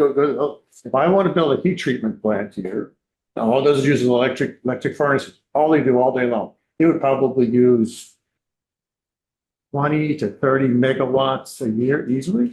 You're gonna stop a heat treatment plant from coming into the town? No, because that's industrial, use, it's not a data center. But it doesn't matter. It's still doing the same thing the data centers do. It's Which- tapping the resource. Why power alone is not enough to classify a data center. But it's probably polluting more. It's probably creating more traffic. And all these things are in our code already. You can look at the impact that this particular business is having on our community. And you can decide whether it's a yes or a no. You're singling out data because it's the thing of the day. Everyone yelled at data centers. You want your computer. I know you want your AI, but you don't want your data center. You want it to be somewhere else, in some other town, somewhere else in the country. They're going to be here. You're making a perfect example for rebuilding our nuclear power plant. You shut them all down. Knee-jerk reaction. One little accident, no one got hurt. You shut all nuclear power. Now we're scrambling for energy, burning coal and gas like crazy. I think the same could be said for allowing regulations that don't meet these standards. Just because they're in the zoning code doesn't mean that they're good. Didn't say they were, but we can make the decision as the industry. It's an industry. To me, it's another industry, like any other. It is another And we can industry, deal it with should it. be regulated. And they are. We regulate our industries now and they come into our town. We look at our code, look at the requirements of our code, and we say, does this industry meet the requirements of our code? If it doesn't, we don't allow it. If it does, we do. Like I said, we've had no special permits denied. We've had no major development. So obviously, all these things have met our standards. So unless you want to change our standards for everything that comes into the town, I don't think singling any one thing out is the right approach, because that's what you're doing. You're You singling can't out. change standards for things that don't exist. And up to this point, data centers do not exist in the code. It's an industry. It's no different than any other industry. It uses It is a power. brand new industry that is changing far more rapidly than we can conceivably handle on the municipal level. And being proactive about it with our language is the best way to have these conversations with full tools in our tool belt, rather than having, oh no, that heat treating facility is causing pollution. I guess we shouldn't have zoned it back in the 50s.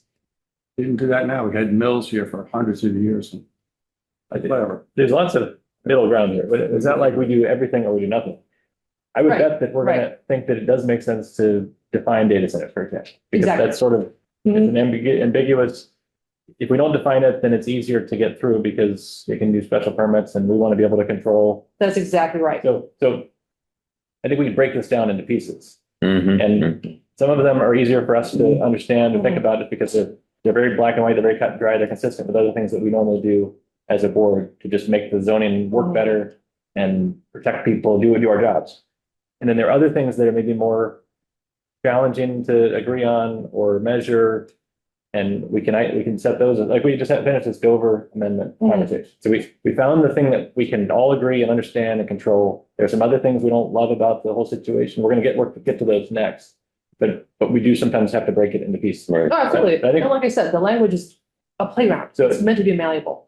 Like we had a conversation about river corridor regulation. And at least my goal in that conversation was just just what exactly are we worried about here? Right. In the most objective first principles way, list those things. What do we already protect? Okay, we don't need to worry about those. What is a blind spot? Okay, let's protect that.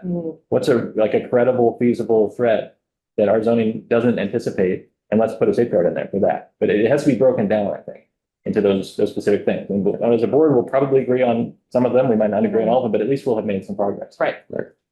And if I can jump in, just to again, because you repeated something I misspoke about. I don't want it to become a rumor that gets repeated. What I said, no special permit had been denied. That was a mistake. What I was correcting was no MDR, major development review, had been denied for Eric's repeated statement. I'm sure special permits have been denied. So I don't. No, that's fine. I'm all for putting in another definition. That's we need to go already. We got the boarding houses, we've got the shelters, we got the data centers is one definition. I have no problem putting definitions all day long.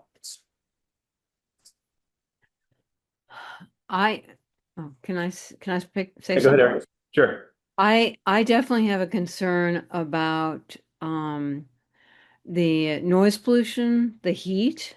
We're already dealing with heat island effect in our center, and we shouldn't be adding to it anywhere in the city. And I also have concerns about the what did I say? The water, the heat. We had a water ban last year. I don't know how we can be allowing more potable water use for an industry that a lot of people have questions about anyway, as it is. But then the other real issue is the noise pollution. The noise pollution is a really, really huge thing, and it's very, very subjective. And the standards that are set right now are way too lax and generous as far as what's considered noise pollution. And there are plenty of studies out there of the impact of noisy environments on people's health, like people who live near airports or who live near industry where the hum is just constant. It has a serious impact on your health. And they haven't addressed that in these centers. There's no way to address that. So unless we can control those things and really set standards, not the current ones because they're insufficient for noise pollution and also the heat generating issue with this. So I think we have to find a way to really proceed with caution and come up with some good guidelines or some good tests. And maybe it is an issue of scale. If it's small enough, maybe it's not as much as of a nuisance. But an electric charging station for a car doesn't make noise. It uses energy. It doesn't use water. I mean, that's a completely different thing. So I don't know necessarily, Victor, if you can compare the two, but The only noise coming out of a data center are the cooling towers for the air conditioning. Data center itself is absolutely quiet. You got fans inside. I've worked in, so I know what big data centers are like. The noise comes from the cooling towers. So if we have a code in our thing that already says you cannot have more than 40 decibels within 30 feet of the building, it's there. That cooling tower has to meet those standards. yeah, but 40 decibels is a lot. I just spent the weekend. That's our code already. But if that's in our code, then you need to change our code. You're saying then that would go for everything. 40 So a decibels. music store that's blaring music outside of the store to demonstrate a record would Yeah. have to apply to that code. It might be interesting, Just, like for Mark's note there, building commissioner to point us to a facility that is almost at the limit. I don't know what 40 decibels is. I don't Well, know. 40 decibels was just made up. That was just an I was example. the rule, yeah. It's no noise within 450 feet within a general district. Yeah. There are examples, yeah, there's Yeah. been disputes around noise. Because I think this is one of those things, there are a few just points of, there's a point of fact that we might not be able to experience that. So if there's a building that is, you can hear it within 449 feet, but not 450 feet, like what is it like to be near a building that is pushing the limits of the rules we have now? So we can judge, not just should data centers be allowed under these rules, but are our rules wrong? I mean, to your and Erica's discussion, or maybe our noise rules are not acceptable, or if a data center is held to this particular standard, like what does that even sound like? And can we tolerate that or not? If I could posit a fun fact for you all, the reason that Krakatoa was more devastating farther away was because the way that sound actually moves through the air. So closer to the data center, it might actually be quieter than it is half a mile away, That any, a mile away. to Victor's point, anything that has similar apparatuses on the roof, I guess we're wondering if The hospital. it's not about data centers, it's are our performance standards wrong? I guess is maybe the deeper question. That's what I'm getting at, is things like, if we're saying 450 feet done, I'm suggesting things like the way that sound literally moves through the air, we have developed better technology since these standards were put into our code, that they should be reassessed. And I'm not saying that we should do that right now for this reason, because we can do that specifically for a data center or any kind of such language that we want. But, those things, 450 feet is simple. It's far too simple to measure something as complex as sound. Yes, I agree. The water one, the reason we had a water ban was not because we were low on water in Greenfield, just to be clear. I don't know the total details, but it's a state rule. Yeah, we're in a level 2 drought right now. So I think the same situation last year is what we're doing right now. I'm not I just butchered that word, but I think it's the same thing. So there's like a don't water your lawn between 9 and 5. Yeah, that's a higher order administrative rule that it might or might not always correspond to the localized water supply that's available. I forget what agency, I can get more educated on it, for the future, but that's something that people point to a lot. It's not necessarily an indication that we don't have it. It's an indication that the way that Massachusetts thinks about droughts is applied in a blanket way. And it manifests in a water ban, whether or not that's appropriate. And that's not to say we shouldn't care about water usage. I'm saying we have more water than we think sometimes. You were saying, Jeff, this complex, big thing, take it in pieces. Yeah. Are we entertaining today, tackling the moratorium piece or not? I just wonder. Well, it's a discussion item on our agenda, so Say again? it's a discussion item on our agenda, so I don't know. I mean, you mean in terms of like taking an action or? Not necessarily taking action tonight, or do we want to put it on, is there sentiment on the board to pursue that and perhaps make it an action item for the next agenda or something like that? So, what is the sentiment about next steps? Right. I guess, is it make the definition or, To that point, what are the choices before us, just to summarize? So the choices before us are to have an opinion about a moratorium. We could decide to take up a zoning amendment. We could decide to table it, talk about it next time. And I guess I'd be curious what the board's thoughts are on what we're working with here and what direction we might like to. I'm all for defining a data center. I'm dead set against the moratorium at all. Unless it's made on a very broad basis where you're not singling out any one business. If you want to stop industry coming into the town, stop industry. Go ahead, just stop industry. But I'm not for stopping any industry. I think anything can be managed and controlled. I think if we get an application, we can look at the application, we can deal with our standards, our guidelines, and make an intelligent decision. We need time to make that decision. We take the time we need to make the decision. I don't think we need to change anything. I'm all for the definition. Now we got the definition. So more definitions of that. Sarah? In the interest of time, I would be open to tabling this discussion till a future month. just can continue as a discussion? Yeah. Oh, but we could continue. Is it our place to? Okay, you can leave it at that, or I could ask you, do you think that moratorium is on the table? Should we really be focused on zoning and moratorium as a counselor move? Or is that something we weigh in on? I don't think it's clear what our next step would be, even if we do support this. Potential next step would be the formal, then the counselor knows.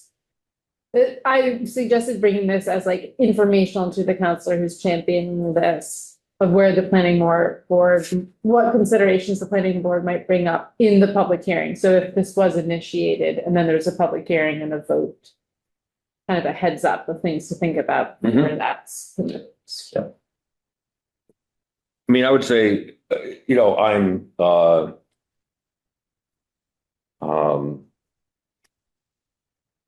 to Victor's point about something comes, we apply our standards. Well, we don't really have standards for this. This is a distinct industry that is new, and we don't really have, as we're, trying to, refine with other types of uses. We're trying to refine our definitions and our standards, and this is something that's new. So I think it would be good to work on a definition, work on standards.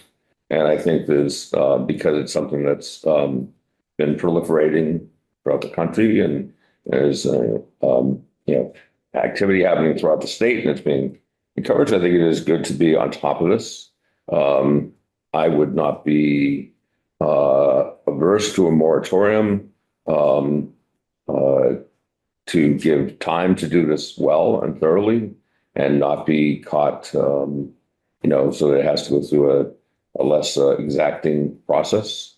So I would not be averse to it. I mean,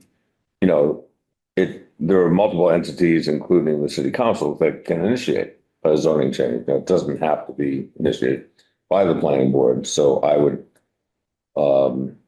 be inclined, given input about this. So I think in support of a moratorium, but necessarily want to put all our energies into that. I think getting more education and continuing the dialogue about it and maybe moving toward a definition would be my bias.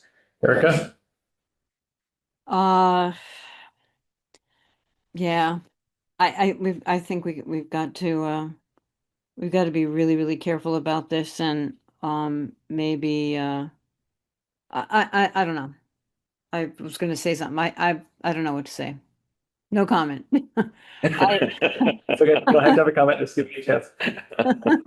I just, I mean, I have serious concerns about this. Where I'm living right now, if you look at the noise, how loud maps, et cetera, and it's interesting because it's really because of the topography, but I'm right at the intersection of 91 and Route 2 in the noise shed, and I just get blasted much more than my neighbors on either side of me, just because of the topography. It's a good thing I have triple pane glasses, but sitting outside, you try and talk to someone, you have to shout. It's that loud. Um, and so and then I just, as another example, I just spent the weekend in a supposedly a nice hotel, but I was on the courtyard side in the wrong location, and the fan levels, I measured the decibel levels in my bedroom in the middle of the night in my hotel room, and it was over 60, which is, you can't sleep with that. I was frazzled. I spent 3 days of just getting more and more frazzled. It's like torture. For me, it's torture because I have hearing problems in one ear, and I have some damage. So, and those kind of things just make it worse for me. But that should not be allowed. So I have a real issue with the noise. I have a real issue with the heating, heat potential. And I don't think you should be using potable water for industrial uses for cooling. I just think we need to find what is China doing? They're doing all these data centers with less energy consumption. Why aren't we looking at technology to come up with better solutions? I mean, I know that's not our problem, but I think we have to go very, very, very cautiously with this. I really do, and be very very measured in our approach to make sure we don't get caught in a bad situation, caught off guard, so to speak. Anyway, Great. Thanks. sorry, Thank you, everybody. not very useful, but anyway, that's my No, personal that's, opinion. I think that these are all useful points to performance standards, and these are all things that are in our purview that we need to be thinking about. Sure. So what do you want? Did you have your own? Oh, yeah. That's true. I personally, I mean, I agree with folks that there's a place for a definition. To me, the definition, the use table, and the standards are the three things that we would, I think as a matter of course, if there's a new thing that comes out, it needs to be dealt with in those three ways. And I think that if we did that, we would very quickly pare this down to something that's very hard to do in Greenfield. And I don't think maybe Greenfield's attractive, maybe it's not, but we could limit very significantly where this can happen and how it can function with all these standards. It doesn't solve some of the problems you talked about, but in terms of a facility that makes a lot of noise, that uses a lot of water and energy, we could isolate where that could be. We could regulate that in a lot of ways with the tools we have. And that could be a conversation that we have in the context of a zoning amendment that we should get to as we do with things like this. In the meantime, if the council, I don't know if we're in the business of doing moratoria here in the planning board, but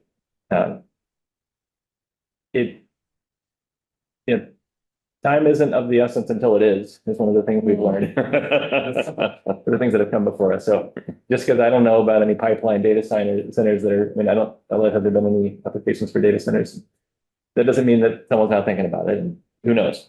So a moratorium can be a useful way to buy some time to, or at least from our perspective, give us a chance to do the work of setting up the definitions and all that. And some amount of time would be necessary for that, more than a couple of months. I would hope that a moratorium would not be also a ban. Like the moratorium with an expiration date where it vanishes at that time, as opposed to, it's in place until it's acted, until there's an action that takes it out of place. Yeah. Okay, I know that's what you did. So Yeah. that's just my opinion on a moratorium for this purpose. in general. I think it's 12 months with an optional 180-day extension. Okay, yeah, right. So that's sort of, I mean, that structure is how it works, at least for me, because it will end, it gives us a timetable to work with them. Mhm. We don't have to clear our decks and only talk about that, but we do need to get to it. And we can have a reasoned conversation about it. We can watch things play out. There's some model legislation that's coming from the state, I believe, right? Have you mentioned one time? or- Data centers for battery energy Oh, that storage. was- Okay, right. Mm. Maybe they'll get around to data center. I know. There's more communities that we're learning from. I We'll mean, make the it a fact that- Dover thing.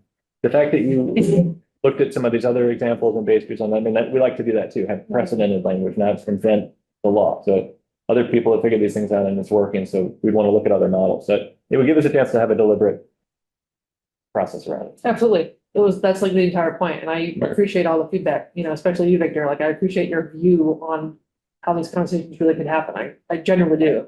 Now that we get a little tart, but I appreciate it. That said, like, what would you like me to come back with different language, or would you like to propose language yourselves? Joe, we better say that? I was just gonna say regarding the moratorium, that if it moved forward through the council and it were for a year, I assume that if we were to, in the time frame you're talking about, come up with and languages approved by the council, I assume the moratorium could be ended sooner. If an ordinance is put in place. Well, so that should be possible. Yeah, I think that would be. It is, yeah. Okay, I just want to mention that. Wouldn't have to go 12 months. sure, yeah, great. Not necessary. Yeah. Thanks. I have a question. So the moratorium often includes a comprehensive study performed by, I think it says the planning department, or staff. So I'm wondering what the planning board, this has been an interesting conversation, like kind of as we focus on next steps. One of the things that I really want to see more of is the localized impacts. So in one way, maybe we do need an impact study to better understand the localized impacts. But I also feel like maybe that's an interim deliverable that we don't necessarily need to legislate. And that instead the moratorium, maybe it legislates that the planning board comes up with a draft ordinance. I don't know if we can do that, but I'm interested in the board's thoughts about that. Currently it says comprehensive study, and if it stays in there, I'd like to talk about whether you think that can be done in-house by me. Yeah, okay. Okay, or it could, I mean, an impact study on public facilities is often done by a consultant. I don't have the expertise to do,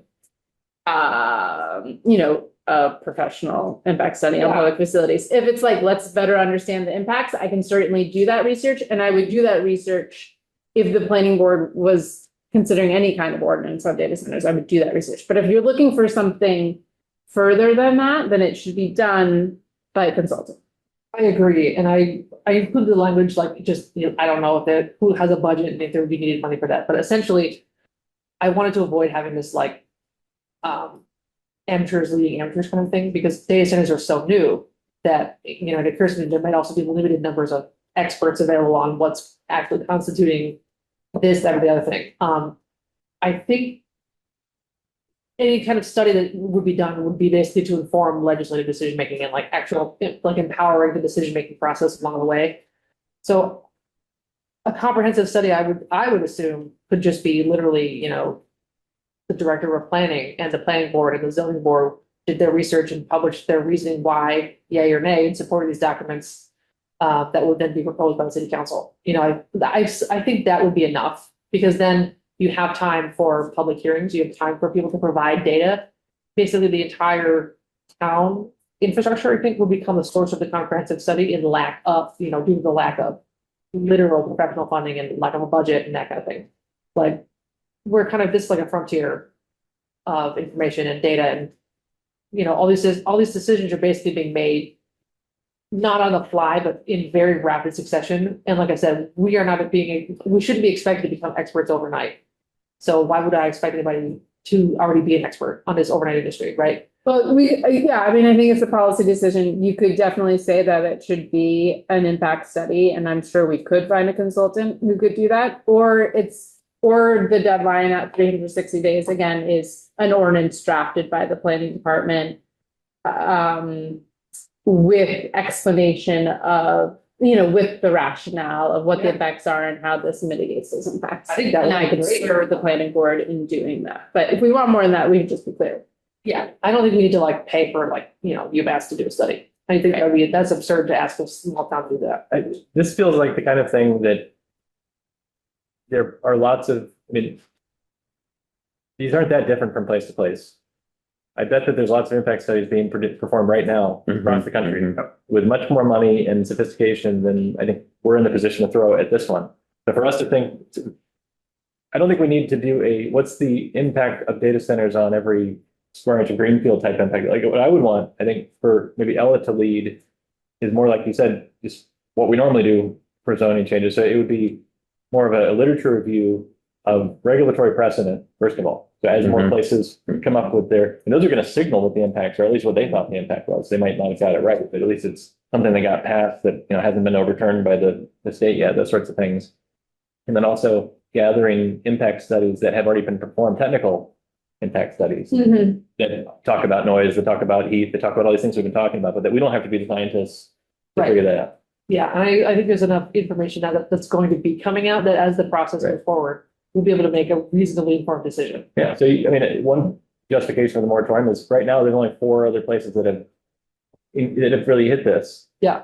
So that's not enough precedent for us yet. Right. We can wait a little bit longer. A ton more are going to come out. Like with ADUs, that's not a perfect example, but there was a scramble phase where everyone was trying to put Band-Aids on it. And then it kind of people got it figured out. And after a period of time, there was some precedent, some established best practices, and that becomes what a lot of people put into their zoning. So we're waiting to get a bit more of that before we codify it. That's a good point, Jeff. Jeff, just before we get up to this topic, if you hadn't noticed, I just want to let you know Stephanie had her hand up. I just want to make sure you know that. Okay. Stephanie, I'll give you 30 seconds. You already spoke for a while before and we want to move on. Well, this is where it is on the agenda, but thank you for letting me speak earlier. I did want to speak on this data center with my concerns. One, the noise concerns. There was an approval with excessive noise on a marijuana facility that is actually behind my home at 15 Arch Place or Arch Street LLC, where they did have to go back to the zoning board. They did condition that and had them put up fencing. I'm not sure that 100% remedied that. Also, you're going to have to do a balance test. I'm sure these big corporations are going to come in with their powerful lawyers and say that they might fall under the Dover Amendment as well. Also, I'm not sure that we don't already have a data center in Greenfield. I would definitely look into that. I heard some noise about there might be one already operating. But the impacts usually got pushed back on the developer. So I'm not quite sure why the city would be funding impact studies. That might be something you might want to require, that they prove that they won't impact. Not that we prove what potentially could impact, but maybe putting a regulation in there that says to the data center applicant that they need to provide anything that would be adverse, their argument to the adverse effects. It's arguable, but I agree with Victor in some respects that we do need to bring into industry. And I think that data centers, even though I'm not looking forward to having any of them, there is a use for them. And Jeff constantly references that he uses AI and ChatGPT and other things like that. And that is part of what is the need. And so as the need is increased for AI and new technology, that's where we're going to come in to head with the data centers, because then you're going to have to prove which is the greater good.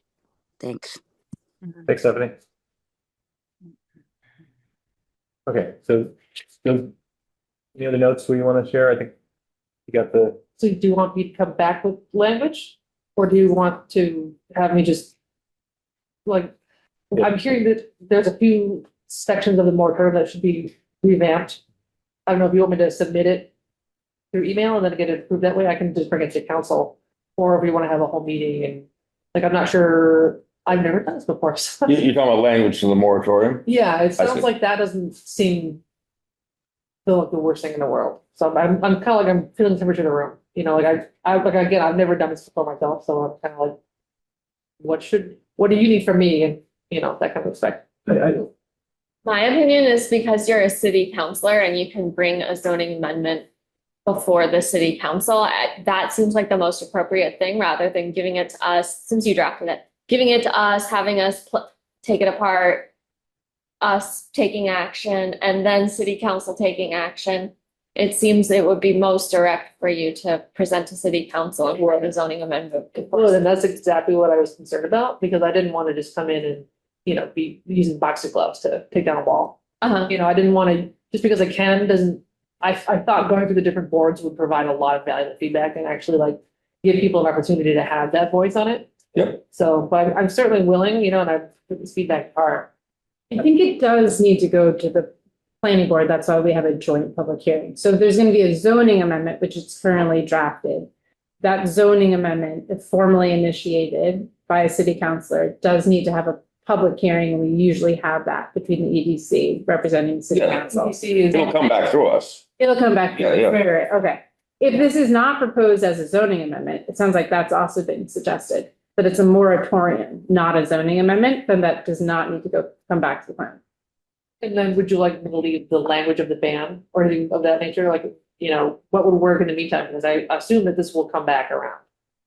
You know, even if we do the moratorium, there are steps that will be taken. I could propose a zoning amendment as a total ban, for example. Would you rather work on that in the meantime and then have me come back?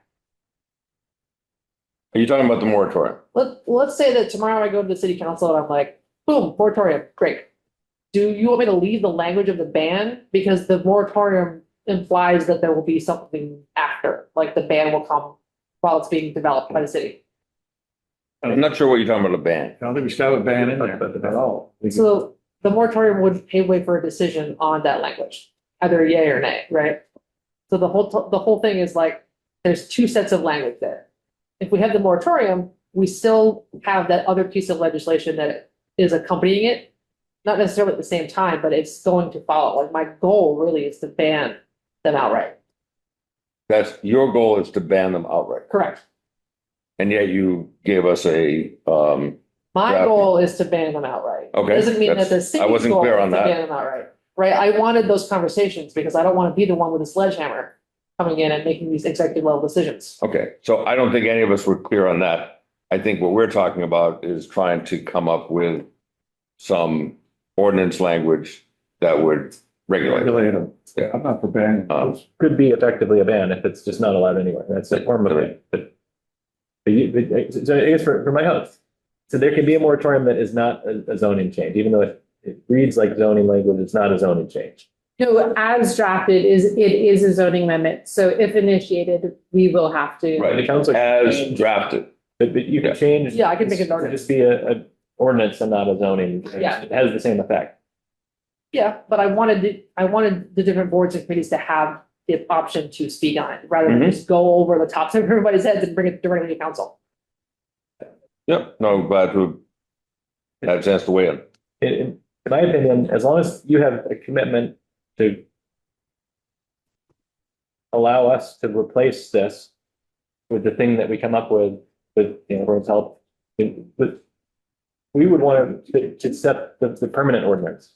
We're just not ready to do that at this moment, obviously, which is why you suggested moratorium. Right. So yeah, I personally don't care what the mechanism is, as long as we're tasked with solving the long-term problem. This is just to buy time. Right, the moratorium is literally just to buy time. Yeah, so make it simple. And whichever of these simplest, I guess, is one way to do that. It feels like if this includes zoning language that we didn't have to go change, is our preference to have some zoning language to work on, or is our preference to not have any zoning language, have it just be this moratorium that effectively does the same thing, and then we start fresh with zoning language? I would think the latter. So leave zoning out of it is the option that we're talking about. And just have a moratorium on the use and define the use. And then we'll get to the zoning language in the course of our work. Does Fair enough. I like it. that make sense? Erica, I'll let anyone else. I agree. I agree. Yeah, I don't think having a temporary zoning amendment would be a good use of time. Yeah, it's a lot of meetings and Yeah, if it's doing the same thing anyway, destroy your path is just to. We're not acting on it. We heard our opinions. I That's, think- that's literally what we're here to do is just talk about it, right? I would say thank you very much for coming to this. It's been Yeah. a very interesting and Helpful. I think productive conversation. And we'd much love the chance to talk to counselors when these things are still in the works. Yeah, it's better that way. I think everyone wins in that situation. Not that we can control and take power. It's just Mhm. every board has its position. It's all, Exactly. it's all land on our desk at some point anyway. So let's do it the smart way. Now, I will say, unfortunately, I'm also on the agenda for the next thing, I think. You're stuck with me. It's Technically. really fair. So. Personal anecdote here, when I started joining the city government, one of the things that really surprised me was that the bar for participation was much lower than I thought that it was. So the reputation that I had was that, city officials are, sitting up on a high chair and they're making executive level decisions that affect all of us. And then when I got to You came the to our historical meeting. commission, and I realized, like I said, there was a lot of volunteers, and like regular people. I realized that perception that I had is doing a lot of damage. There are a lot of boards with vacancies. And I was inspired by Brattleboro, because I work in Brattleboro, like follow my Facebook and all that. They had a board fair where once a year or twice a year, however we want to do it, their boards basically participate in this board fair that they called it, where they basically invite people, we could set up at the John's On. Every board and commission is welcome to have a booth. This is who we are. This is what we do. This is why you can come to us. Hey, we have a vacancy. And really just educate the people on what we do and why we do it, particularly why we do it, and like what we can do for them and how they can get a hold of us if they need something. Because for me, knowing that I was held back by this fear that I had of getting involved, I think a lot of people have that, and public service is needed, I think, now more than ever. And that's this is something that can be really simple and really fun. It could be poster boards or matching t-shirts, no presentations, because we're going to be in the John's On, that's a lot of space, right? We're all competing for the same space. There's 51 boards and commissions. And I'll be really impressed if the cemetery commission comes out of the dirt in the cemetery. I've never seen them meet. I don't know what they do. I'm very curious. But that said, there are a lot of boards like the under John Oliver Smith or whatever. There's a lot of stuff that people don't even know what we do. And like powerful boards like the planning board and, even things like the economic development board for the city council, things like that.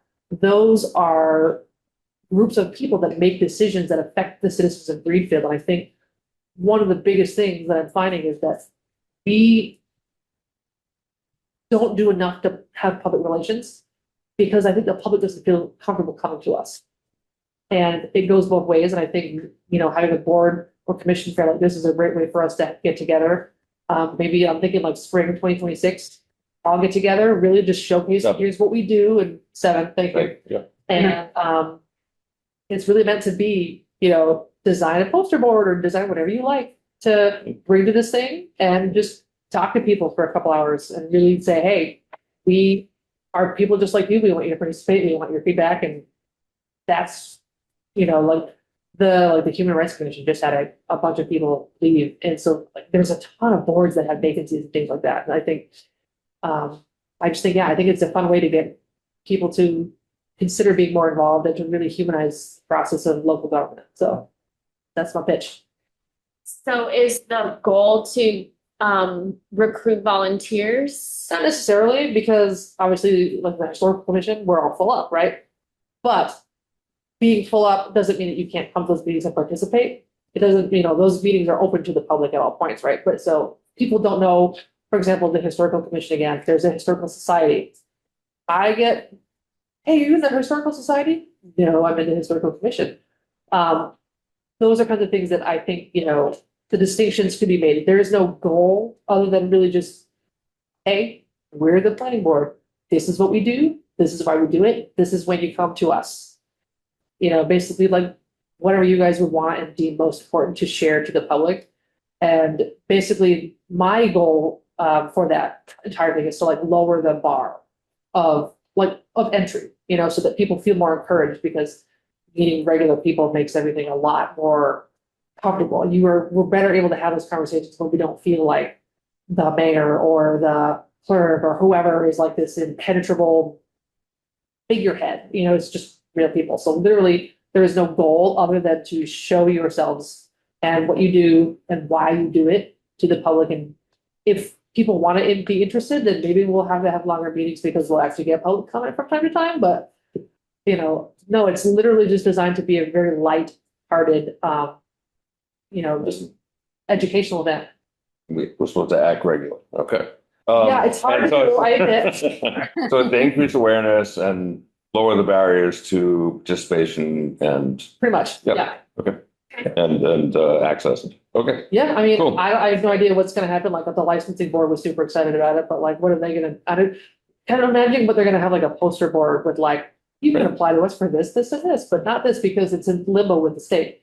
You know, like, each board is gonna have their own flavor, and I also think that that's important too, you know? I think it's great. Yeah. So I just want to make sure that I bring this idea to the commissions ahead of time, because at the end of the day, somebody's going to have to be standing there and talking to the public for like 2 to 3 hours. You know, and that includes things like communicating back with me. Did you get the John's On book? Did you get the tables? Do we need to bring a table? All that kind of stuff is really annoying, and I hate doing that. So I wanted to start the process as early as possible and make sure that we actually had enough people to say yes and get excited about it. I mean, the I, softball game against the zoning board. You want a budget for a study, right? Erica? I just want to thank you for taking the initiative to do that, to do this event, because I've been in other situations on boards where we were desperately needing participation. And one of the successes we had was everybody just going out there and identifying people they think that would be good and asking them to come and say, hey, you got this skill. We'd love to have you on the board. Are you interested in joining? And even if it was people that were too busy, this wasn't an appointed term position, but even if it was people that were super busy, we identified them and said, you know, you'd be really good at doing this thing. Would you come and join us and help us with that specific item? And then you're free to go. And they did it. We got a lot of people that way, and we got a lot of things done that way. So I just applaud you for the initiative, and I think it's a really good thing. You can get people to participate more because you're inviting them to do that. And a lot of people don't think that they have permission to participate. Yeah, that was a big one, actually. It's a good way to put it too. Like, Yeah. my sister, I got her to join the licensing board. Because I've been like, so you want to be a public servant? You want to do something? Because she's been looking at the things that I've been doing. It was like, wow, that seems really interesting. And I told her about how it was like getting started and all that. And she was like, should I really, maybe I should join one of these boards. And we found one that seemed really nice, and Ruthie is a delight. So, and now she's starting to think about, what about this board? Maybe I should serve on that board. Maybe when my term is up, I'll serve on this. And it's one of those things where it's like that barrier for her was the same thing as it was for me. It's exactly what you said, Erica. It's like permission. It seems you don't like personal anecdote again. Like when I was on the historical commission, it took me like 8 or 10 meetings before I even really said anything because I didn't think I had permission. But then I realized that like being in the room is an invitation to speak. You have a room at the table. So yeah, but exactly. literally, it's like this is like the table of the public kind of a thing. Mm-hmm. I think this is a great idea. And, another thing that did help reduce the barrier is, the unfortunate, tragic issue of COVID helped expand access to so many ways because of Zoom, and not just because people could attend live, but these are all recorded now. And so people can access the meetings that way. So, and by having this live event where people can come and then they can show an interest in a particular meeting, and then they can go check it out, a recorded meeting or something like that, and they can maybe get some interest and stuff. So I think it's a great idea. I think different ways to access things can be good and meet people, not in the context of a meeting, but informally and stuff like that. Great idea. What do you guys And think? Could it also apply to committees, or are you just doing boards? Oh, boards and committees. Because Yeah, there's the committees are great. Yeah, historical that's great. commission, CPC. Yep. But yeah, and honestly, I would even suggest things like some of the subcommittees of the city council get a chance to participate. Um, because then, you know, what do we do? Like, I'm doing this through my work with not ANL, Community Relations Committee. Uh-huh. What does the Community Relations Committee do? We're kind of figuring that out as we go, right? And so this is I a great didn't even know example you of existed. a way to, you know, one of the things that was said to me was like, when you participate in local government, it's almost like a choose your own adventure book, and you kind of have to ask for forgiveness instead of permission, because there is nobody to ask, and there is no, you know, everything is almost like a first. So I think getting more people to participate is one of the best ways I think we can have a stronger community in the future. And I'm gonna wax poetic if I keep going, so I will stop. I think that Erica's point that the tree committee is another example. Some of these Yeah. committees Yep, do things for people that they don't know, like you can get a tree.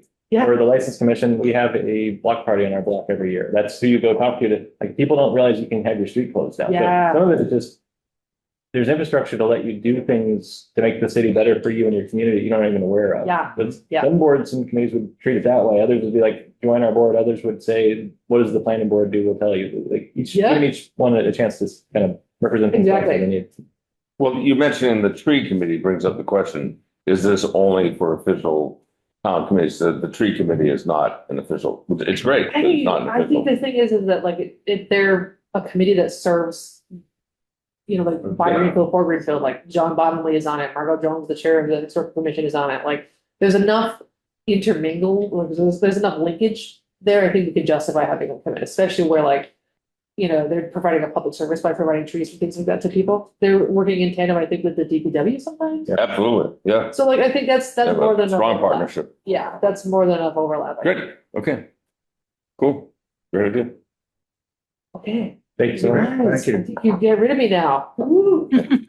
I would think about it. Yeah, well, you know, I get kick my own butt sometimes. All right, well, like I said, thank you guys for the feedback. Correct me if I'm wrong, I'm going to redraft the moratorium and I'm gonna give it to Ella, and then you can tell me what you think about it. And then you just based on the feedback and make sure, like, I just don't wanna have, you know, this blanket statement that's gonna be for the city overall. So I'm gonna take what we discussed, you know, throw it back, and then, I think the 5-day rule is gone anyway. It won't be on any agendas until like next month anyway, so we have time to make it right, and then we can go back and, I can propose it legislatively, and then you guys will do this, we'll do the language at some point. Within the window of the moratorium. Gotcha, I think as long gotcha. as, I mean, I would trust Ella to represent, I can be a part of that also as needed. To the extent that you're asking things of her or signing us up for things, we want to just make sure we agree That's to that. why I was like, I'm gonna Yeah. talk to these guys. So I think we're headed in the right direction. Happy to take a look at it Yeah. next month. Yeah, perfect, Yeah. awesome. Right. Thank you. Thank you Take a guys. quick break. Take care. We need a quick break for, Thank you. Okay, sure. you want to do the bike thing first? I am happy to skip, it's not time sensitive, I'm happy to present, but it's also not time sensitive. Let's do It's not, what again? It's not time sensitive, Okay. the item on the bike plan. Let's do the design guidelines and see what time it is. We might just want to leave that there. Yeah, wait, you guys are taking a break, let me just look for 5 seconds and be a history nerd. You got rid of me and then I came back. Who wants to see the stagecoach on Saturday? I'll take it. Thank you. What is it exactly? It's an 1867 Concord stagecoach that the city has been protecting for 100 years. Protecting? Where? Protecting, the DPW.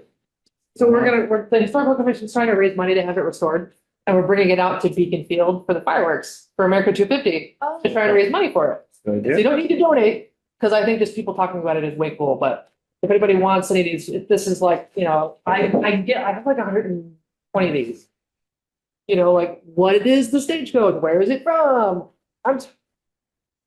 People are like, oh, we only put 50 of them. No, I just get rid of 5. Just like that. So I got like 170 of these. I'm gonna be volunteering and, you know, like protecting the stagecoach and basically answering questions about it on Saturday in the heat, so come see me. Thank you. Thank you. Hopefully the heat breaks for Need staff, tell me what to do and I'll do it. For this Friday, you need to get together. Great. I'm hoping the study will be eliminated from the moratorium. I'm thinking the study will be eliminated from the moratorium, but it'll be up to us to draft the ordinance. But we want to do impact, we want to find some way. But we'll need to research That's impacts. what I'm saying, let me know, if you want, Right. I'll be staff. All right, I got plenty of time. we got a 3-person staff. I'm having a good time with AI. Been pretty useful. I like what Jeff said. Thank you. Like a lit review of, Just the impact. what other impact studies? Yeah, like out in California, That's fine. anyway, yeah. I wouldn't trust California, but yeah, I'm glad to help. Where I can. Thank you.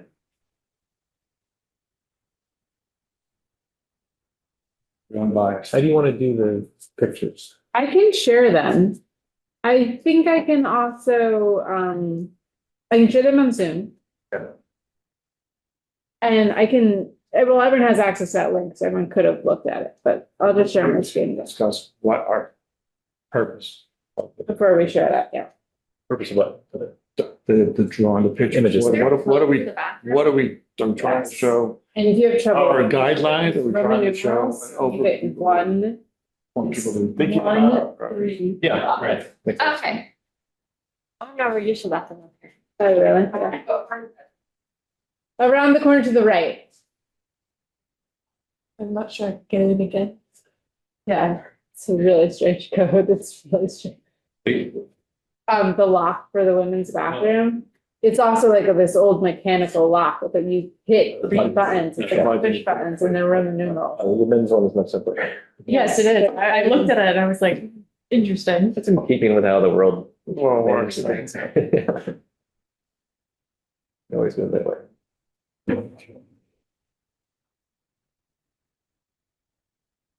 What do I do with that? Like, that was, so we're not doing the blank plan today. What do you write? Well, that hasn't yet been decided by the Oh, chair, but if we were to table the discussion, you would say the board decided to table the discussion. Okay. This item was tabled for discussion. That's okay with you? Is it's done, it's not, doesn't need a. There's nothing pending. Yeah, okay.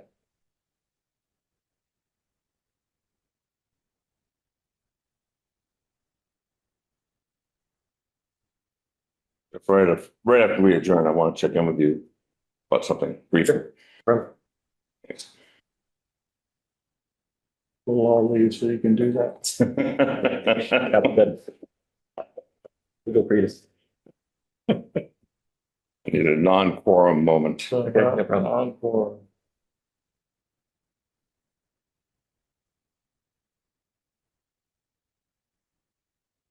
I did have, I passed out the design guideline. Oh.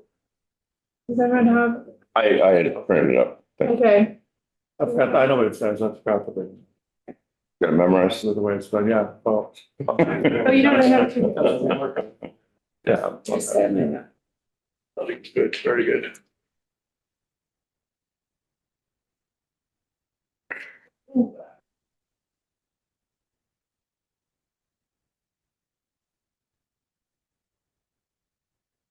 All right.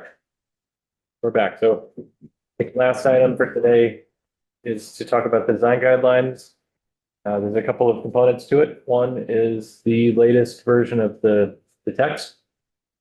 And so what we've done in we got here by Eric, before he left, gathered lots of examples of other guidelines. Victor took a first pass at putting those all together into a single document. We worked on that for a while. It was big and complicated and extensive, and I think we whittled it down through the use of a survey that everyone participated in, which is great. I went through that prior iteration, looked at the survey based on the items that got the most votes. I kept those, got rid of the ones that got very few votes, and if there was a tie or some redundancy, I tried to combine some things too, to try to get everyone's voice as best I could, and also make sure there wasn't anything that was just jettison that we thought was important. And so that's what you're looking at here. Tried to keep it to about 4 to 6 is kind of how it played out, items per category. We used to have more categories. Now we only have a handful. I think the intent is to have a document that covers what we want to cover, but isn't so long that it's too hard for someone to internalize or an architect to work with or an applicant to navigate. And then we think that these are the types of rules that we're allowed to condition. We'll test that in the first application, I guess, but we think that we can condition many, if not all of these things based on the rules that we have in the zoning. The next step will be to refer to these directly in the zoning code also as something that we can refer to so that it's explicit, just like other conversations. So with that context, I think we should talk about people's comments on the current, what's the intent statements back in. Also, I cut those out in the previous version, but we wanted to put those back in. Those are helpful. And then we also, in parallel, have compiled some images that we want to accompany this, because just words isn't always enough. Other examples of design guidelines have images, sometimes drawings, sometimes photos. Let's talk about which images we like, where do they go, how are they used? Are they to illustrate a specific rule? Are they an opportunity to talk about a bunch of rules altogether? Are they supposed to kind of reflect the intent in an overarching way? Is there anything else we need to talk about? I think the other goal procedurally is to get to a point where we can start to make this official. A next step would be to talk to the city council, share it with the city council before we make any sort of zoning action on it. Just as the council come to us to share things with us, we could go to them and tell them what we're working on. I'd be happy to be a part of that, but anyone else is welcome as well. So that would be something we'd like to maybe set on an agenda tonight or in a future meeting. Cover it. So why don't we start with the text? Did folks have any thoughts about where we've landed? Any? I think it doesn't have to be 100% perfect. We can keep working on it still if we want to, but the goal is to have it be perfect enough that, if we wanted to tweak a word here or there, it's not going back to the drawing board from a procedural standpoint. I think you captured everything that we had in a much larger document. I think you did a very nice job putting it together. I'm sure the survey helped you, but I think leaving the intent in was a good step to do that. And I think that the different bullet points you have under each category really captures that category, what we're trying to do with that category. I think it's very good stuff.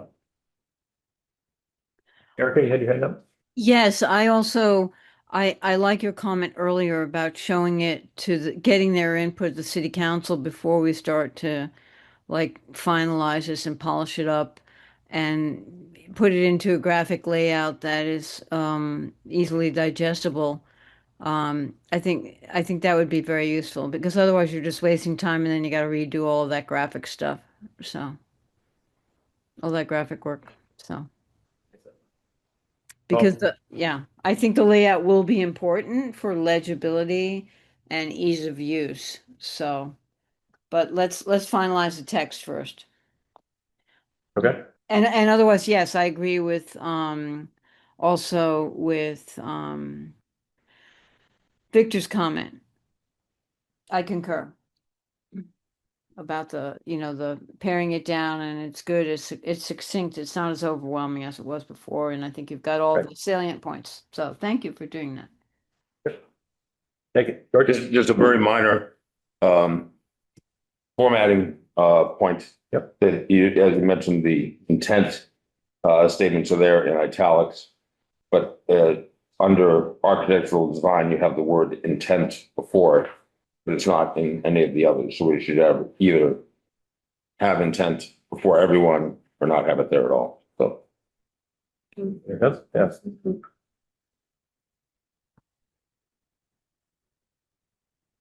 That's the comment, then we're pretty close. If that's the comment you got, it, we're pretty close.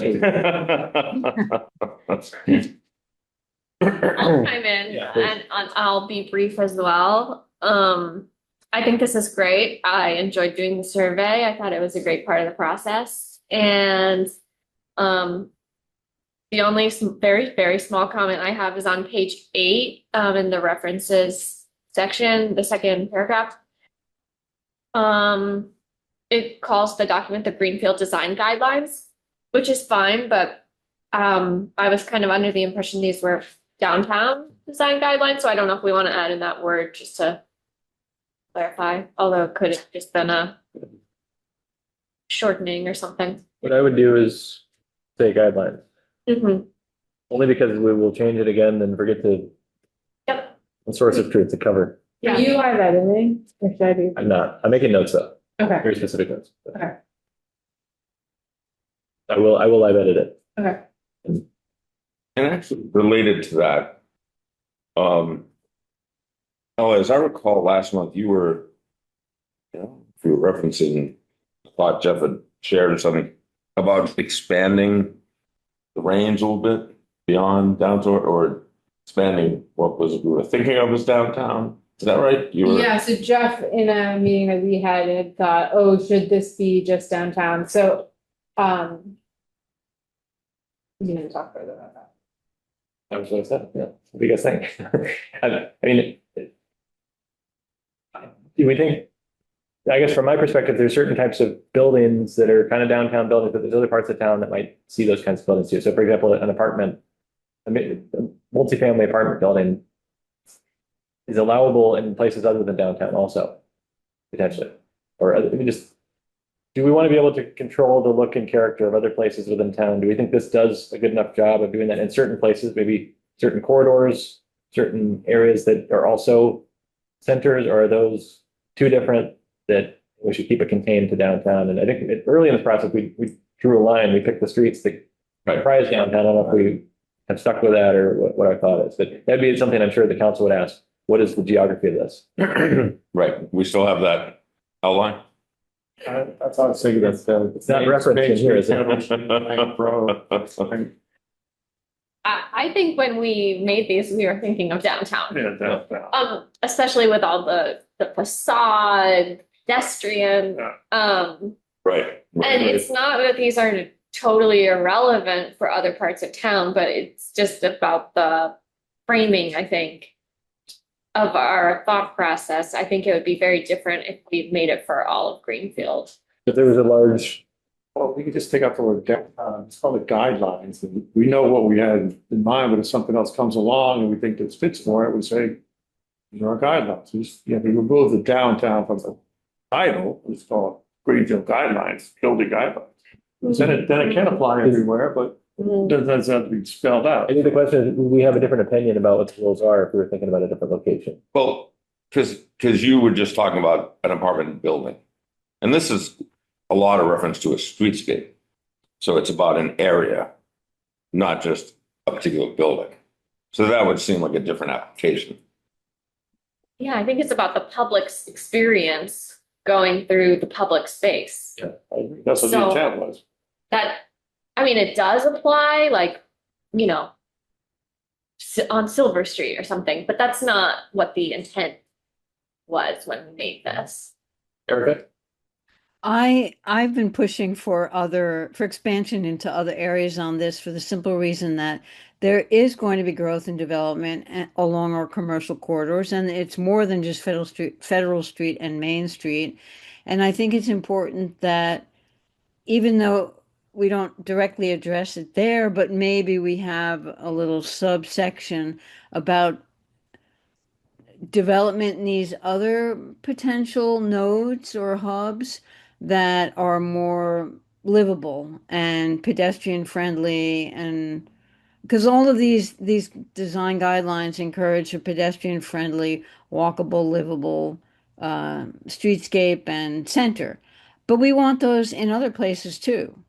So all of Greenfield is walkable, that no matter where you can't say that for everything, but at least on our main corridors in the core center of Greenfield, that you could live in any of these streets on either side of Federal Street and walk to something that's more centrally located and have a nice experience in a secondary center.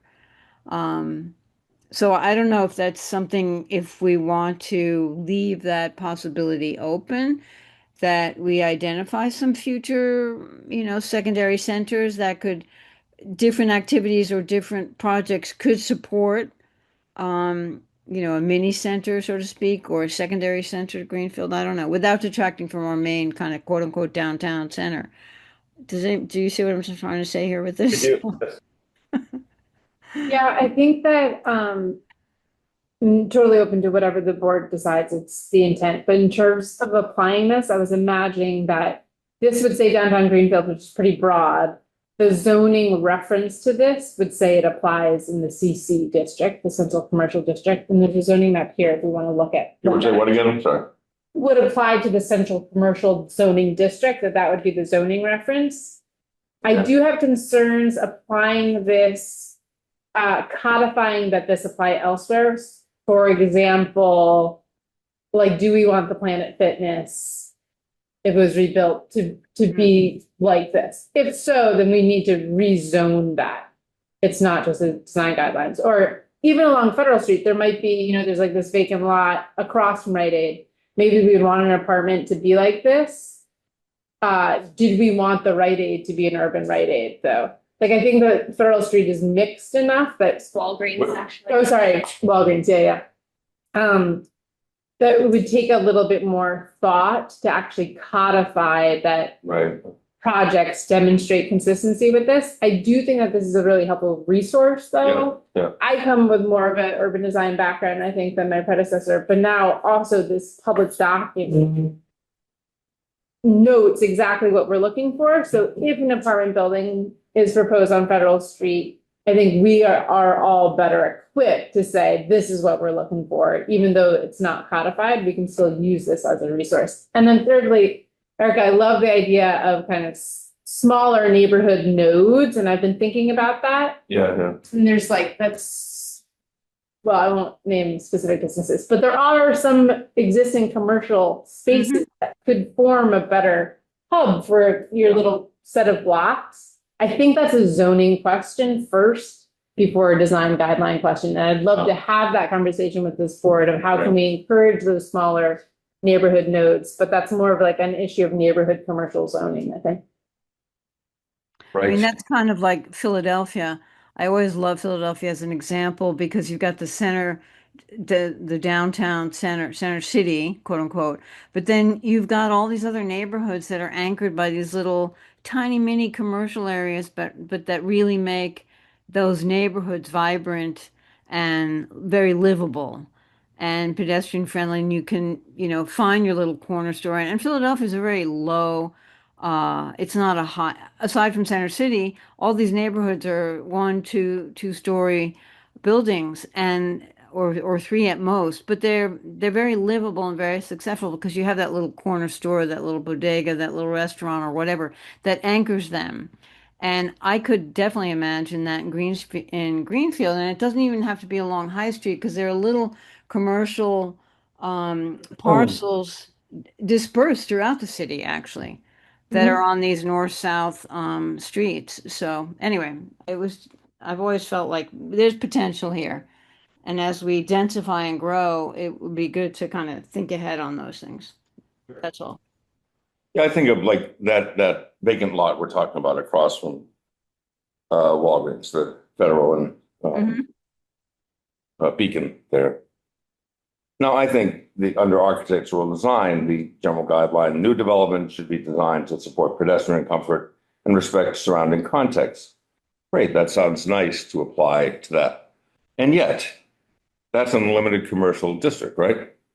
So what's the purpose of limited commercial district according to our zoning? The purpose is to provide areas for retail business serving the non-pedestrian and for automotive sales and service. That's our zoning. That's the purpose of that area. Okay, well. So, you know, and I've in the past suggested. You're right, George, you know, you're right. yeah, I mean, I've said we should always look at for each zone, what is the purpose? And I've suggested in the past, we alter that purpose and it hasn't been successful, but you know, it's going to first, you know. But this is why what the tree committee is doing, I think, is really great because having a tree canopy along the street all of a sudden makes it much more livable, regardless of whether it's a drive up CVS or it's a walk up, you know, ice cream shop, you know. But then again, you know, this goes back to, I mean, I can't remember when that was designated, but that's a very distinct purpose. Maybe And it's not just advocating for car use, it's for the non-pedestrian. It's just Wow. The interesting. the cyclist. So anyway, just wanted to, It's a great catch. Yeah. Yeah, so I mean, my note to self is add perfect statements for zones to our list of ambiguous missing definitions, something to revise. But so, I mean, one take is, I think that we sold this as we're going to talk about downtown. Right. That was what got people, I mean, that's what we're all thinking about. I think we all have a similar picture of, right, looking down Main Street, how it's going to fit in. To just suddenly apply it to many more places adds to the surface area is one word for it, where all of a sudden now it has all these other exposures to unforeseen risks that we didn't really think through. We've been thinking about this for a long time, so it could break in ways we didn't anticipate, and then it just kind of discredits the entire thing. So to keep it contained to something we feel like we really understand and have confidence in to start, and then expand it incrementally later. No sense. Still gets us, I think, to Eric in the direction of what you're saying, because as Ella said, even right off the bat, we can use this as an informal tool. Mhm. And then over time, we can start to strengthen the rules around those other places too, to make sure they grow the way we want them to grow. Right. Sounds and good. I very much like the idea of the hubs that you're talking about, and the idea of at least reminding ourselves what the purpose is of each different zone. All right, so I think for the text, we feel good, very minor adjustments I will make. Was there anything else? I reviewed this too, just for reference, and I think it's in a great place. We haven't given it to Commissioner Snow or anyone in the building department, and they might be a good reference before bringing it to city council. Yeah. Good idea. And I want to say, I think the doing the survey so that it was just each planning board member working on it independently was a good way to do it. It was respecting, open meeting law, but also got, good use of time, and then, bringing it to, you could work on, kind of compile the things, and that was a great approach. Good, yeah, we're thinking about the open meeting law implications. But this is if I were talking to each of you individually, basically, right? Yeah. Yeah. Okay, well so we know what to do there. So maybe we don't define downtown in the doc because it will be defined in the zoning. We can use the word downtown on the document, but it doesn't necessarily have to draw its own boundaries. Unless we differ from the central commercial boundaries, which in some cities might be the case. I think that the central commercial boundaries are what we're intending, but I never saw a map. I didn't see that original map that you all worked on.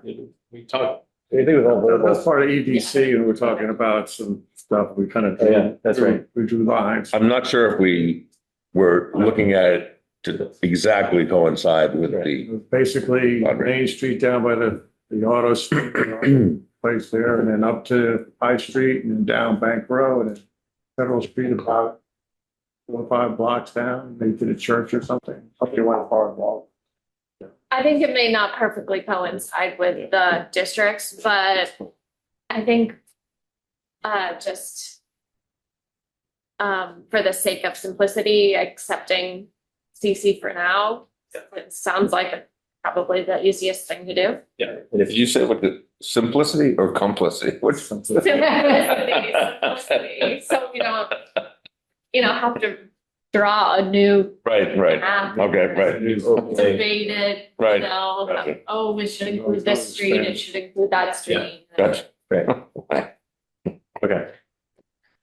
All right, that solves that part of it. So the other thing is to look at the images.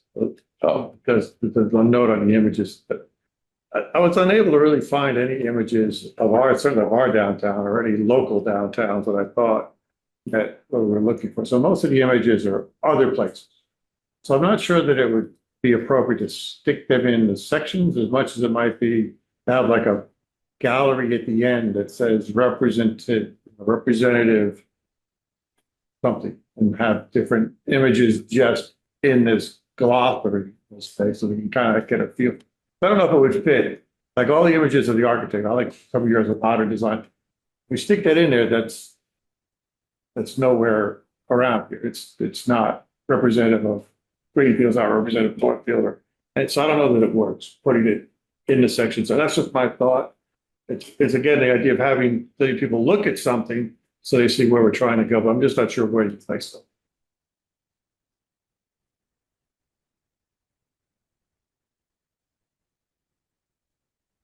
But that's what that first one, a really good picture. Yeah, I'll just, You put on the architectural design and the gloss, saying this is what we're kind of. I'll explain where mine came from. So we have a subscription to CoStar, my company, which gives you access to images that we have the rights to because we paid for it, which I probably could, assuming I can donate to the city. It's just a database that tries to be comprehensive of all, at least commercial, multifamily, real estate development, hospitality, all those things. And so at least above a certain scale, you have relatively comprehensive inventory of all the buildings that are out there. And so you can filter it by certain criteria. And so what I often do when I use that resource is filter just to the buildings that have been built since 2020 or so, like in this era, and of a certain scale, in this case, so mid-rise, low-rise, but not high-rise, because our zoning only allows so much height, and also it's hard to imagine something tall getting built anyway. These are the, like, if something were to get proposed at a multifamily building anyway, it would be of this scale, I think, in Greenfield, and not bigger. So the reason you have to, I think, filter for buildings that have been done recently is these represent what's realistic, what's feasible. Like all the windows are going to line up because it's a floor plate that's one floor plate. It's not a bunch of buildings that are next to each other that are slightly different. Or like there's a certain amount of historic detail that isn't realistic from a financial feasibility standpoint, I think. So you can't be too specific about prescribing those things, but you can point to things that you think should be good inspiration. As long as it's okay to translate them into, if not modern form, at least modern materials, dimensions, and construction practices. So like, I think all these are new construction. That was not renovation.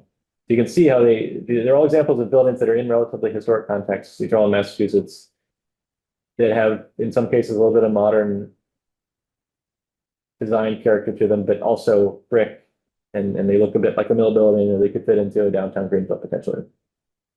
I think so. We can be explicit. We should be clear if we're going to use a mix of historic buildings and modern buildings, what we're trying to get out of each one. Like historic ones are for inspiration, modern ones are also for inspiration, but they represent how ways we could imagine these historic inspirations translating into modern construction. The lower one's yours as well? They came with their names. I had one at the very bottom. For some reason, the fourth one went to the bottom. I don't know what the logic was for sorting this thing. That's one more. Where's that? Wakefield. Oh, wait, that's, So I put in the file name, the location, and the property name, so you can look it up. that's in Wakefield? It might not be. Wakefield. That's the property. Wakefield Cooperative Bank. But they, Greenfield has banks outside of Greenfield. I recognize that kind of thing.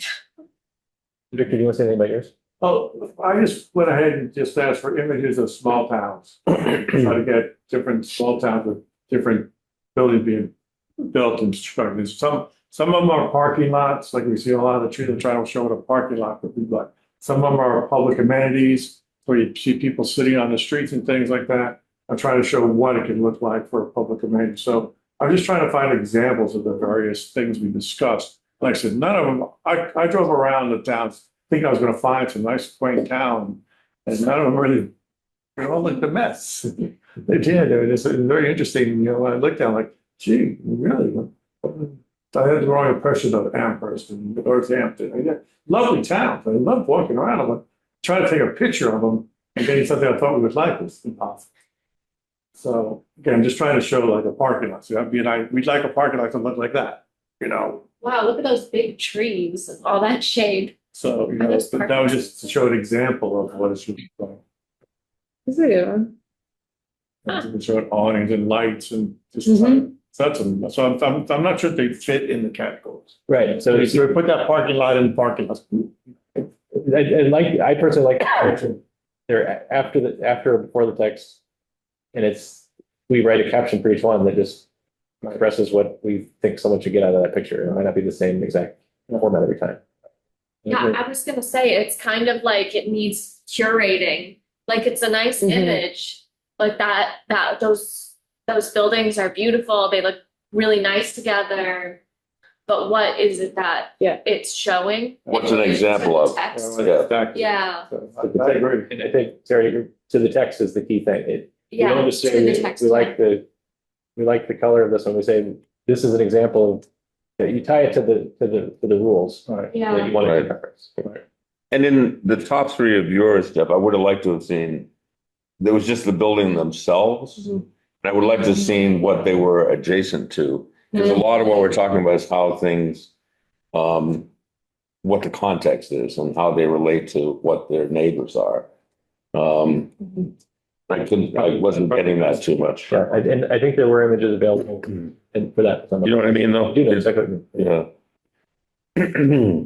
Like maybe this one shows that the parking is to the side of the building. Mhm. Okay, yeah, yeah. That's a really good point, yeah. I don't know what else it would show. Oh, maybe the facade and the massing, I don't know. Yeah, And first the- story versus upper stories differentiated. And then the roof. And the canopy, ground floor canopy. Yeah, And then the glass storefront too. Glass, So you have Yep, the windows looking on the street. transparency. To me, this is a very simple, relatively plain facade design that works because it's just elegant enough. It's also got some historic type features with the Yeah. Well, lentils. lentils. There you go, yeah, lentils. And Strange the cornice, the cornice on that building, Mhm. sorry, is a very economical way to add a little definition to your facade. Because that's a pretty, that's a pretty simple, there's not a lot of embellishments on the brickwork, et cetera. You just have that canopy on the bottom and then that cornice on the top, but it's enough. If it wasn't there, it would look terrible. It's true, if that, like, just imagine for a second, Right. if those two things weren't there, Right. it'd be totally different. Well, plus was it lentils? That's what they are, right? Over they really add to the visual interest. Okay, Yeah. yeah, first, I mean, this looks like it could have even have been an industrial mill Right, building. Warehouse. Right, it's like an old- Yeah, it looks like new. Hey, I hope I'm trying to find new construction. It's not always obvious. I don't know, Erica, do you think? The facade looks panelized to me. I see seams, but maybe I missed them. Uh-huh. You think it's new? Yeah. Yeah, I mean, with all those Yeah, windows, it could everything. be. And, has this- oh, sorry, go ahead. no, Built on a low the foundation. angle, yeah. I don't know if that would indicate that it's old or new. They're gonna plant there probably. They're gonna put- I think that it's new, yeah. they're gonna put shrubs in front, which we shouldn't allow. But you there? They can put have shrubs an, in that dirt, maybe. you can have an existing mill building, and if you want to build up the insulation on the roof, then you have to do something with that edge, and that could be how that cornice came into being. Because there's not much space between that top window and the top of the roof, so they might have had to build it up. Yeah, a question I was thinking about this as just for new construction. Does this apply to renovation? Would they have to come, because there is adaptive reuse potential. There's old buildings in town that could get redone in ways that might change their appearance potentially, or maybe not. Like, should we be thinking about this in terms of historic buildings or just new buildings? What about historical as well? Yeah. I think- Redo a building. What's really nice about this example is you have that stepped back upper story. So the section furthest to the back of that building is that's flush with the street. Above that, it's stepped back, so you don't have that big mass on the street, and you don't end up with that feeling of a canyon. And it reduces the amount of shade too that you have. So the stepping back is a plus to me. And then the other thing is they got a little more real estate out of their building by bumping out those Oh, right. the windows there. That's also an Yeah. economical way to get extra square footage. And then you get that extra window on the side that gives you a view up and Nice. down the street. And Yeah. that's very economical to build like that. So and that white is not, they minimize the amount of brick they put here because the brick is expensive. If that's even brick, actually, it looks like it is some kind of modular thing. But you can get a look of brick with just color. But here, the combination of materials is also another way to save money. because brick is expensive, masonry is expensive. It's very costly to build a masonry exterior wall. So a Good, I lot, think- you see a lot of this type of thing in cities. I'm still looking for my pictures. I had so many, but I could pull them together again. There's some good examples from DC that I have firsthand experience with, that I can pull together that would fit here, that they're the right size and scale. Oh, could you go back to one we were just looking at, please, for a second? Yeah, if you look on the other side of the street, let's look at that long blank wall. Walk by that by comparison. It's like a prison. I was just thinking of that. You But definitely we don't don't, want we that. don't really know what it I is. mean, it's the auto body yard that hasn't been redeveloped yet. Yeah. And the other I'll thing just you don't talk about want that. is the building in the front with the shades drawn on the window, because they put glass there because they probably had to, but the use is, I mean, I don't know what's going on there, but that's not good. Is this in Boston? If you can see the It's like file South name, Boston. Yeah. So just in reviewing these photos, are we still moving forward with the text and Text is- the photos are gonna be added later? Just to clarify the process. so I think one question would be, do we think when we share this with the council, they're gonna be able to understand it without pictures? That should we show them, maybe we have a couple of pictures that we think are good with some captions, but not all, of them, or we go ahead and try to finish the exercise of illustrations before we go to council?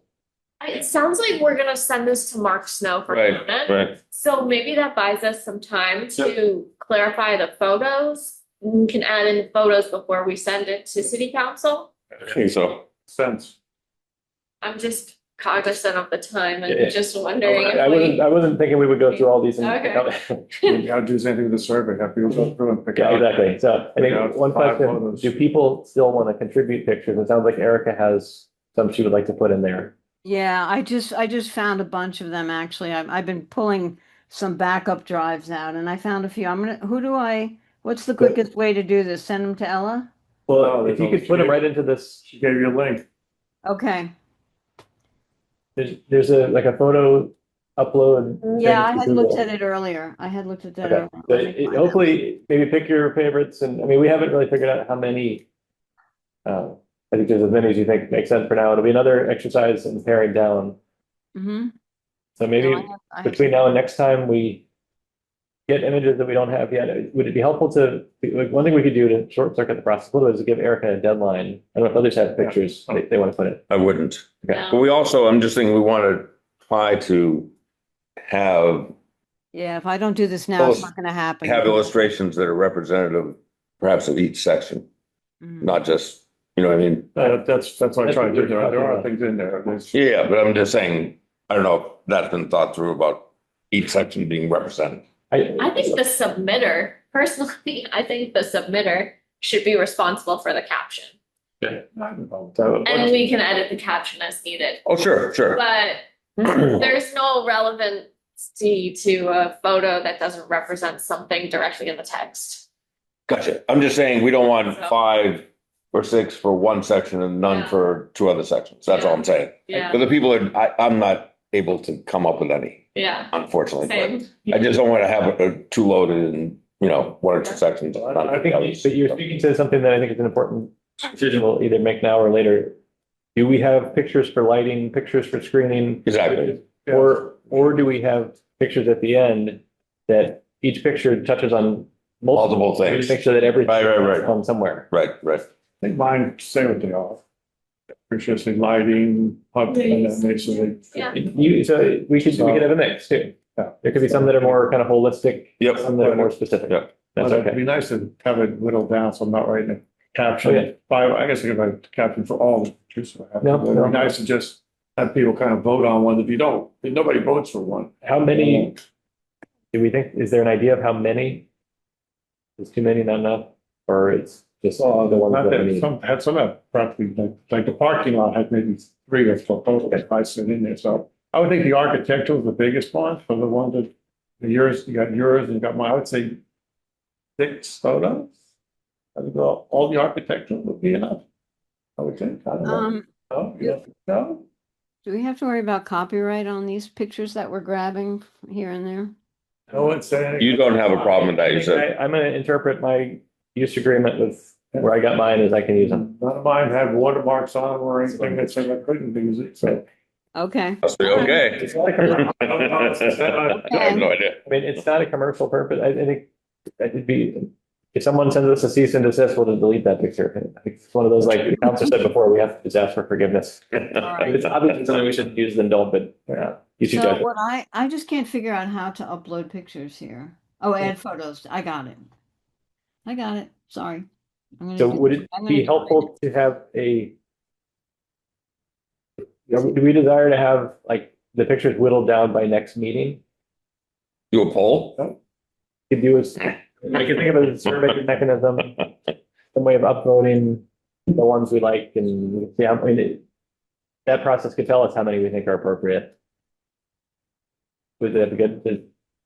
Erica has like a few days to, or maybe she's doing it right now. If I don't do this now, it's not gonna happen. Okay. I've So been tomorrow? pulling all-nighters for weeks. I have so much work to do, so I'm just Okay. gonna do it now. Otherwise, it So Erica's won't. gonna do it now, and the next chance I get, I will then translate that into some kind of.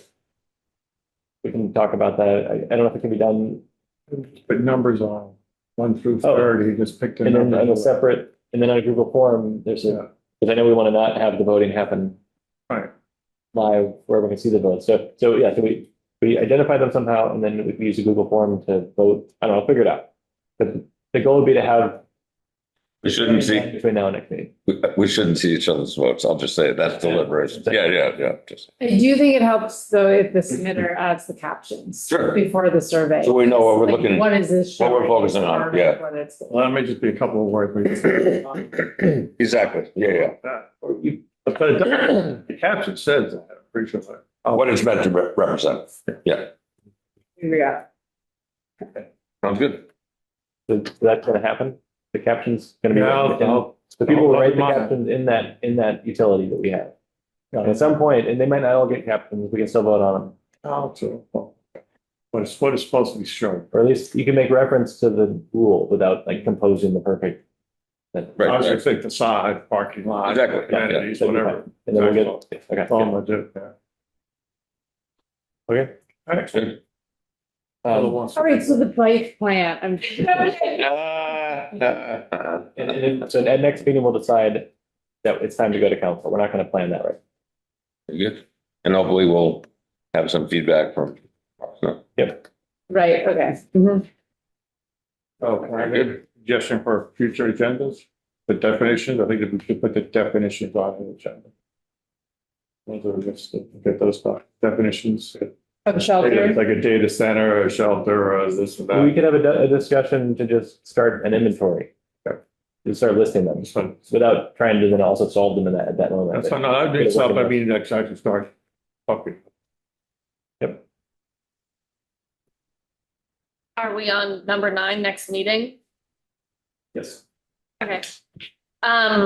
So it's a new fiscal year. I think it's customary to elect officers. So I just wanted to put that on the agenda because it wasn't on today's.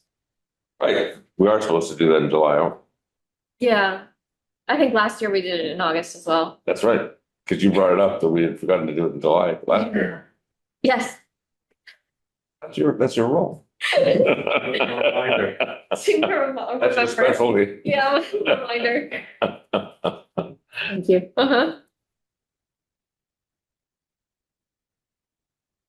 Anything else on that topic? All right.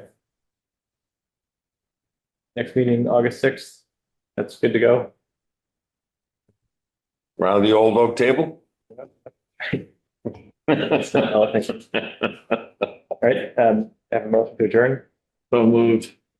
I will vote I'll second, and then I'll vote yes. Yes, Yes, Yes. Erica? Yes. Okay, thank you. thank you. All right. Good night, all. Right. Nice. Thank you all. Happy co-op day on Saturday, everybody. Celebrate fireworks. Sorry, thank you.